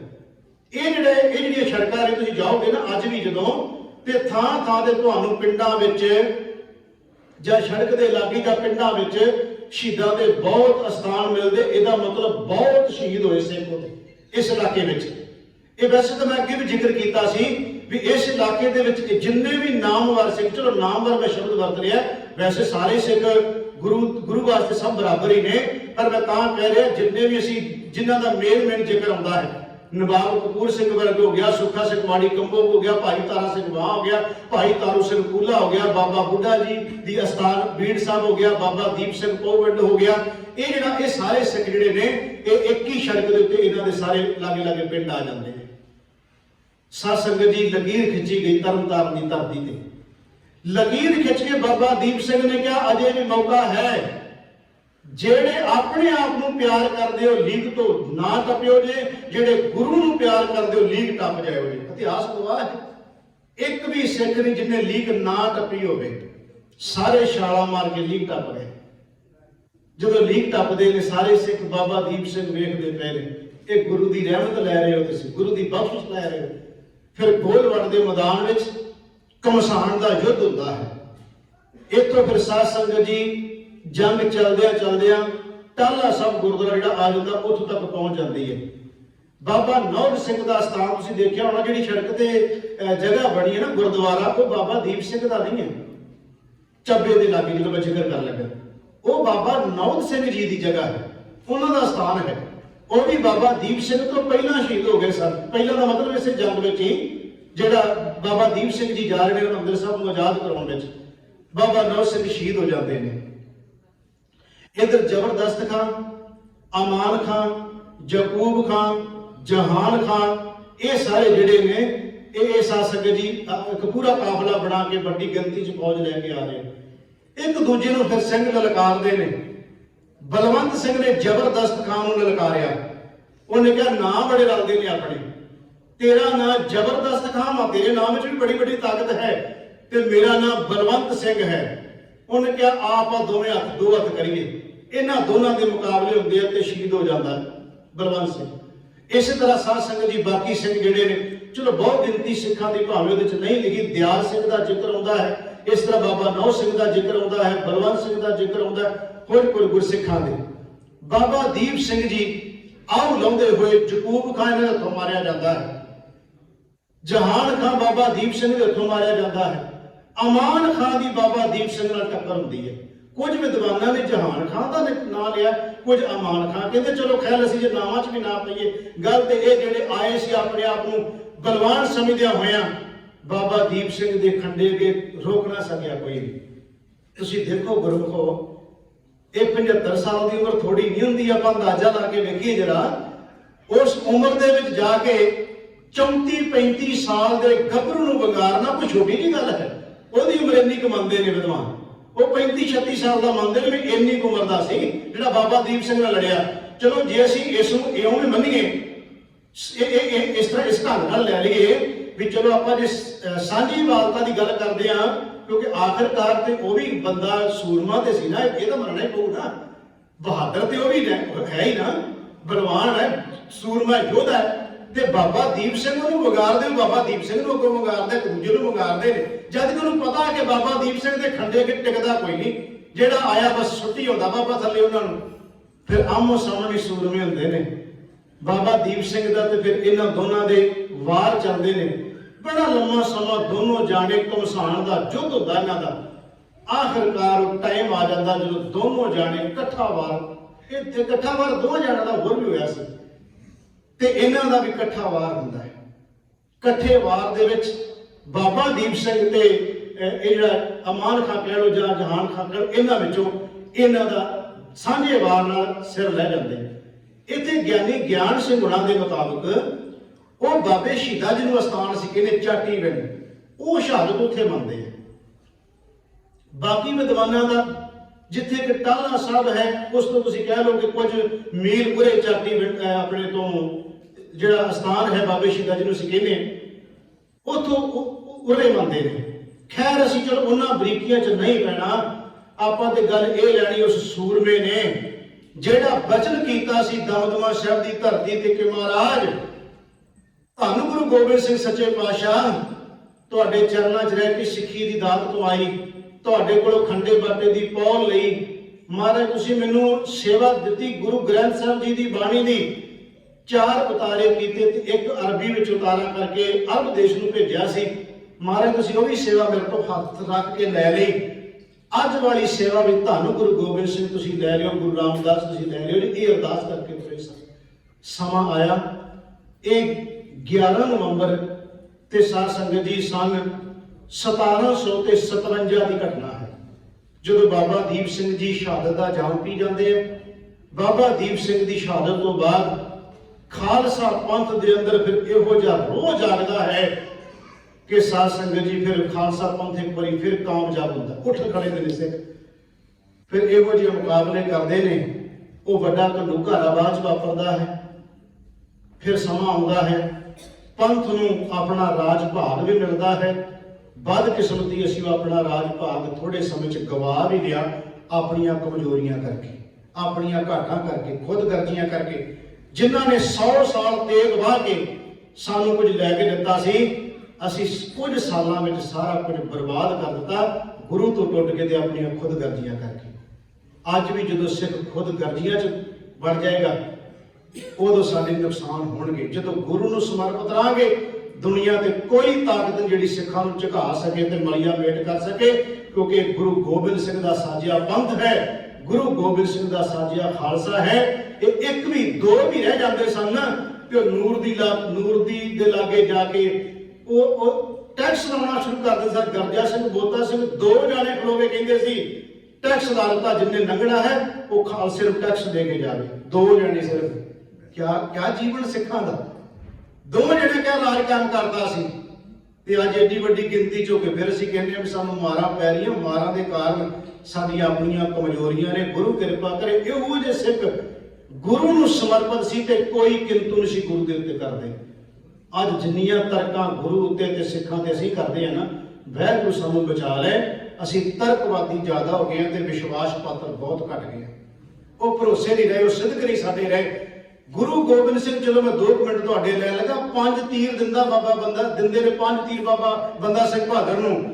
ਇੱਕ ਵਾਰ ਨਹੀਂ ਬਾਬਾ ਬੰਦਾ ਸਿੰਘ ਬਹਾਦਰ ਨੇ ਕਿਹਾ ਮਹਾਰਾਜ ਤੁਸੀਂ ਤਾਂ ਅਨੰਦਪੁਰ ਦੇ ਕਿਲੇ 'ਚ 8 ਮਹੀਨੇ ਰਹੇ, 5 ਤੀਰ ਉੱਥੇ ਕਿਉਂ ਨਹੀਂ ਚੱਲੇ? ਤੁਸੀਂ 10 ਲੱਖ ਨੂੰ ਉੱਥੋਂ ਚਮਕੌਰ ਦੀ ਗੜੀ 'ਚ ਆਏ, 40 ਸਿੰਘ ਦੇ ਪੁੱਤਰ ਸ਼ਹੀਦ ਕਰਾ ਲਏ, 5 ਤੀਰ ਉੱਥੇ ਕਿਉਂ ਨਾ ਚੱਲ? ਕਿਆ ਕਹਿੰਦੇ ਬਾਬਾ ਬੰਦਾ ਸਿੰਘ ਬਹਾਦਰ ਨੇ? 5 ਸਿੱਖ ਕਹਿੰਦੇ ਤੂੰ 5 ਸਿੱਖ ਦੇ ਕੇ 5 ਤੀਰ ਦੇ ਕੇ ਕਹਿੰਦੇ ਸਰਹੰਦ ਨੂੰ ਫਤਿਹ ਕਰਨਾ ਤੇ ਖਾਲਸਾ ਰਾਜ ਸਥਾਪਿਤ ਕਰਨਾ ਹੈ। ਇੱਕ ਵਾਰ ਸਿੱਖ ਨੇ ਨਹੀਂ ਕਿਹਾ ਕਿ ਮਹਾਰਾਜ ਤੁਹਾਡੇ ਕੋਲ ਸਾਰੀਆਂ ਤਾਕਤਾਂ ਸੀ, ਤੁਸੀਂ ਨਾ ਕੀਤਾ ਤਾਂ ਮੈਨੂੰ ਕਹਿੰਦੇ ਹੋ ਸਿੱਖ ਨੂੰ। ਮੈਂ ਆਪਣੀ ਬੋਲੀ ਕਹਿ ਰਿਹਾ ਕਿ ਅਸੀਂ ਅੱਜ ਇਸ ਤਰ੍ਹਾਂ ਕਰ ਰਹੇ ਹਾਂ। ਉਹ ਸਿੱਖ ਨੂੰ ਇੰਨਾ ਗੁਰੂ ਤੇ ਵਿਸ਼ਵਾਸ ਸੀ, ਜਿਹੜੇ ਗੁਰੂ ਨੇ ਬਚਨ ਕਹਿ ਦਿੱਤਾ ਨਾ, ਇਹ ਅਟਲ ਹੋ ਕੇ ਰਹਿਣਾ। ਮੈਨੂੰ ਤੇ ਸਿਰਫ ਗੁਰੂ ਆਸ਼ੀਰਵਾਦ ਹੀ ਦੇਣ ਲੱਗਿਆ ਹੈ, ਮੈਨੂੰ ਤੇ ਗੁਰੂ ਨੇ ਸਿਰਫ ਮੇਰੀ ਝੋਲੀ 'ਚ ਵਡਿਆਈ ਪਾਉਣੀ ਹੈ, ਕੰਮ ਤੇ ਗੁਰੂ ਨੇ ਕਰਨੇ ਸਾਰੇ। ਬਾਬਾ ਦੀਪ ਸਿੰਘ ਨੂੰ ਪਤਾ ਸੀ ਮੈਂ ਉਮਰ 75 ਸਾਲ ਨਹੀਂ ਵੇਖਣੀ, ਮੈਨੂੰ ਇਹ ਮੇਰੇ ਗੁਰੂ ਤੇ ਵਿਸ਼ਵਾਸ ਹੈ, ਗੁਰੂ ਗੋਬਿੰਦ ਸਿੰਘ ਦਾ ਥਾਪੜਾ ਹੈ। ਮੈਂ ਅਰਦਾਸ ਕੀਤੀ ਹੈ ਤੇ ਅਰਦਾਸ ਮੇਰੀ ਗੁਰੂ ਪੂਰੀ ਕਰੇਗਾ। ਇਤਿਹਾਸ ਵਿੱਚ 2 ਅਰਦਾਸਾਂ ਨੇ, ਵੈਸੇ ਤਾਂ ਬੇਅੰਤ ਨੇ। 2 ਅਰਦਾਸਾਂ ਉਹ ਨੇ ਜਿਨ੍ਹਾਂ ਨੇ ਮੌਤ ਨੂੰ ਮਖੌਲ ਕੀਤਾ, ਇੱਕ ਭਾਈ ਤਾਰੂ ਸਿੰਘ ਦੀ, ਇੱਕ ਬਾਬਾ ਦੀਪ ਸਿੰਘ ਦੀ। ਭਾਈ ਤਾਰੂ ਸਿੰਘ ਨੇ ਕਿਹਾ ਮੈਂ ਓਨੀ ਦੇਰ ਮਰਨਾ ਨਹੀਂ, ਚਲੋ ਮੈਂ ਮਰਨਾ ਸ਼ਬਦ ਵਰਤਿਆ। ਉਹਨੇ ਕਿਹਾ ਮੈਂ ਓਨੀ ਦੇਰ ਨਹੀਂ ਜਾਣਾ ਜਦ ਤੱਕ ਜ਼ਕਰੀਆ ਖਾਨ ਨੂੰ ਅੱਗੇ ਲੈ ਕੇ ਨਹੀਂ ਜਾਂਦਾ। ਕੀ ਤਰਕ ਕਰੋਗੇ ਸਿੱਖੋ ਇਹਦੇ ਤੇ? ਇਹ ਭਰੋਸਾ ਨਹੀਂ, ਇਹ ਵਿਸ਼ਵਾਸ ਨਹੀਂ ਗੁਰੂ ਦੇ ਉੱਤੇ। ਮੈਂ ਉਨੀ ਦੇਰ ਮਰਨਾ ਨਹੀਂ ਜਦ ਤੱਕ ਜ਼ਕਰੀ ਨੂੰ ਅੱਗੇ ਲੈ ਕੇ ਨਹੀਂ ਜਾਂਦਾ। ਤੇ ਸੱਚਮੁੱਚ 22 ਦਿਨ ਭਾਈ ਤਾਰੂ ਸਿੰਘ ਬਿਨਾਂ ਖੋਪਰੀ ਤੋਂ ਜਿਉਂਦੇ ਰਹੇ, ਬਿਨਾਂ ਖੋਪਰੀ ਤੋਂ। ਤੇ 21ਵੇਂ ਦਿਨ ਜਦੋਂ ਉਸ ਤੋਂ ਪਹਿਲਾਂ ਜਦੋਂ ਜ਼ਕਰੀਆ ਖਾਨ ਜਾਂਦਾ, ਫਿਰ ਭਾਈ ਤਾਰੂ ਸਿੰਘ ਸ਼ਹੀਦ ਹੁੰਦੇ ਆ। ਬਾਬਾ ਦੀਪ ਸਿੰਘ ਕਹਿੰਦਾ ਮੈਂ ਸ਼ਹਾਦਤ ਦਾ ਜਾਮ ਨਹੀਂ ਪੀਣਾ ਜਦ ਤੱਕ ਗੁਰੂ ਰਾਮਦਾਸ ਦਾ ਘਰ ਨਹੀਂ ਆਜ਼ਾਦ ਕਰਵਾ ਦਿੰਦਾ। ਤੇ ਸੱਚਮੁੱਚ ਗੁਰੂ ਰਾਮਦਾਸ ਦਾ ਘਰ ਆਜ਼ਾਦ ਕਰਵਾ ਕੇ ਗੁਰੂ ਰਾਮਦਾਸ ਦੀ ਪਰਿਕਰਮਾ ਵਿੱਚ ਜਾ ਕੇ ਸੀਸ ਰੱਖ ਕੇ ਕਿਹਾ ਦਾਤਾ ਤੂੰ ਮੇਰੀ ਅਰਦਾਸ ਪੂਰੀ ਕਰ ਦਿੱਤੀ। ਇਹ ਕੋਈ ਛੋਟੀਆਂ ਗੱਲਾਂ ਨੇ। ਅਸੀਂ ਉੱਠ ਕੇ ਕਹਿ ਦਈਏ ਵੀ ਬਾਬਾ ਦੀਪ ਸਿੰਘ ਤੇ ਬਹਿ ਕੇ ਕਮਰਿਆਂ 'ਚ ਵੀ ਕਿਹੜਾ ਬਾਬਾ ਦੀਪ ਸਿੰਘ ਹੋਇਆ ਜੀ, ਕੌਣ ਹੋਇਆ? ਵੇਖੋ ਕਿਤੇ ਆਪਣਾ ਇਤਿਹਾਸ ਤੇ ਆਪਣੇ ਬਜ਼ੁਰਗਾਂ ਦੀਆਂ ਪੜ੍ਹ ਕੇ, ਉਹਨਾਂ ਦੀਆਂ ਕੁਰਬਾਨੀਆਂ, ਉਹਨਾਂ ਦੇ ਜੀਵਨ, ਉਹਨਾਂ ਦੀ ਬਦੌਲਤ ਆ ਸੁਖ ਮੰਨ ਰਹੇ ਅਸੀਂ ਜਿਹੜੇ ਸਾਨੂੰ ਮਿਲੇ। ਇਹਨਾਂ ਮੁਲਕਾਂ 'ਚ ਬੈਠੇ ਆ, ਆਜ਼ਾਦ ਹੈ ਤੇ ਚੜ੍ਹਦੀ ਕਲਾ 'ਚ ਰਹਿ ਰਹੇ ਆ, ਹਰ ਬੰਨਿਆਂ ਤੋਂ ਸਾਨੂੰ ਸੁੱਖ ਸਹੂਲਤਾਂ ਨੇ। ਇਹ ਉਹਨਾਂ ਦੀਆਂ ਕਮਾਈਆਂ ਨੇ ਗੁਰਮੁਖੋ। ਅਸੀਂ ਤਾਂ ਖਾ ਰਹੇ ਕੇਵਲ। ਕਈ ਕੋਟ ਘਾਲਾਂ ਥੱਕ ਪਾਏ, ਕਈ ਕੋਟ ਬੈਠਦੇ ਖਾਏ। ਅਸੀਂ ਤੇ ਘਾਲਾਂ ਉਹਨਾਂ ਦੀਆਂ ਬੈਠੇ ਖਾ ਰਹੇ ਹਾਂ, ਉਹਨਾਂ ਦੀਆਂ ਮਾਰੀਆਂ ਹੋਈਆਂ ਤੇਗਾਂ ਕਰਕੇ ਹੈ। ਗੁਰੂ ਕਿਰਪਾ ਕਰੇ ਸਤਿਗੁਰੂ ਗਰੀਬ ਨਿਵਾਸ ਸੱਚੇ ਪਾਤਸ਼ਾਹ ਜੀ, ਜਿਨ੍ਹਾਂ ਨੇ ਰਹਿਮਤ ਬਖਸ਼ਿਸ਼ ਕੀਤੀ। ਸਾਧ ਸੰਗਤ ਆਪਾਂ ਸ਼ਬਦ ਦੀ ਵਿਚਾਰ ਕੀਤੀ ਤੇ ਗੁਰੂ ਸੱਚੇ ਪਾਤਸ਼ਾਹ ਦੀ ਰਹਿਮਤ ਨਾਲ ਬਾਬਾ ਦੀਪ ਸਿੰਘ ਦੇ ਜੀਵਨ ਸੰਬੰਧੀ ਵਿਚਾਰਾਂ ਕੀਤੀਆਂ। ਮੇਰੇ ਕੋਲ ਬਹੁਤ ਭੁੱਲਾਂ ਹੋ ਗਈਆਂ ਵਿਚਾਰ ਕਰਦਿਆਂ, ਕਿਉਂਕਿ ਬੰਦਾ ਗਲਤੀਆਂ ਦਾ ਪੁਤਲਾ ਹੈ, ਬੋਲਦਿਆਂ ਭੁੱਲ ਹੋ ਜਾਂਦੀ ਹੈ। ਆਪ ਜੀ ਨੇ ਮੇਰੀਆਂ ਭੁੱਲਾਂ ਨਾ ਚਤਾਰਨੀਆਂ, ਗੁਰੂ ਚਰਨਾਂ 'ਚ ਅਰਦਾਸ ਕਰਨੀ ਕਿ ਵਾਹਿਗੁਰੂ ਕਿਰਪਾ ਕਰਕੇ ਸਮਤ ਬਖਸ਼ੇ। ਮੈਂ ਇੱਕ ਬੇਨਤੀ ਸੰਗਤ ਨੂੰ, ਮੇਰਾ ਫਰਜ਼ ਸੀ ਮੈਂ ਕਰ ਦੇਵਾਂ, ਕਿਉਂਕਿ ਕਈ ਵਾਰ ਅਗਰ ਸੰਗਤ ਪੁੱਛਣ ਲੱਗ ਪੈਂਦੀ ਵੀ ਭਾਈ ਸਾਹਿਬ ਦੱਸੇ ਨਹੀਂ। ਮੈਂ 4 ਸਾਲਾਂ ਬਾਅਦ ਇੰਡੀਆ ਜਾਣਾ ਹੈ, ਕੱਲ ਨੂੰ ਮੇਰੀ ਤਿਆਰੀ ਹੈ। ਇਸ ਕਰਕੇ ਆਪਾਂ 4 ਹਫ਼ਤੇ ਆਪਣਾ ਜਿਹੜਾ ਉਹ ਸੰਗਤੀ ਰੂਪ 'ਚ ਮਿਲਾਪ ਨਹੀਂ ਹੋਣਾ। ਇਸ ਕਰਕੇ ਮਨ ਕਰਕੇ ਤੁਸੀਂ ਅਰਦਾਸਾਂ ਤੇ ਕਰੀ ਜਾਣੀਆਂ ਨੇ, ਪਰ ਅਸੀਂ 4 ਹਫ਼ਤੇ ਜਿਹੜਾ ਹੈ ਉਹ ਕਥਾ ਦੀ ਸੇਵਾ ਨਹੀਂ ਹੋਣੀ, ਕਿਉਂਕਿ 4 ਸਾਲਾਂ ਬਾਅਦ ਮੈਂ ਜਾਣਾ ਪਰਿਵਾਰ ਨੂੰ ਮਿਲਣ ਵਾਸਤੇ। ਤਾਂ ਕਰਕੇ ਕਈ ਵਾਰ ਹੁੰਦਾ ਵੀ, ਕਈ ਵਾਰ ਹੁੰਦਾ ਕਿ ਭਾਈ ਸਾਹਿਬ ਚਲੇ ਗਏ ਕਿ ਆਪਾਂ ਕਰਨ ਲੱਗ ਪੈਂਦੇ। ਮੈਂ ਇੱਥੇ ਆ, ਕਿਤੇ ਨਹੀਂ ਜਾਂਦਾ। ਤੇ ਜਿੰਨਾ ਚਿਰ ਤੁਸੀਂ ਕਹੋਗੇ ਮੈਂ ਸੇਵਾ ਕਰੀ ਜਾਣੀ ਹੈ। ਮਾਲਕ ਕਿਰਪਾ ਕਰੇ ਤੁਹਾਡੀਆਂ ਅਸੀਸਾਂ ਮਿਲਦੀਆਂ ਰਹਿਣ। मैं सिर्फ थोड़े समय वास्ते इंडिया जाना, परिवार को मिलने वास्ते असीस दिओ जे। वाहिगुरू कृपा करे सारे सिंह इस तरह चढ़दी कला नाल सेवा करनगे, तुसीं सहयोग दिओ सारिਆਂ ਦਾ। भुल चुक दी खिमा प्यार सदा को। वाहिगुरू जी का खालसा, वाहिगुरू जी की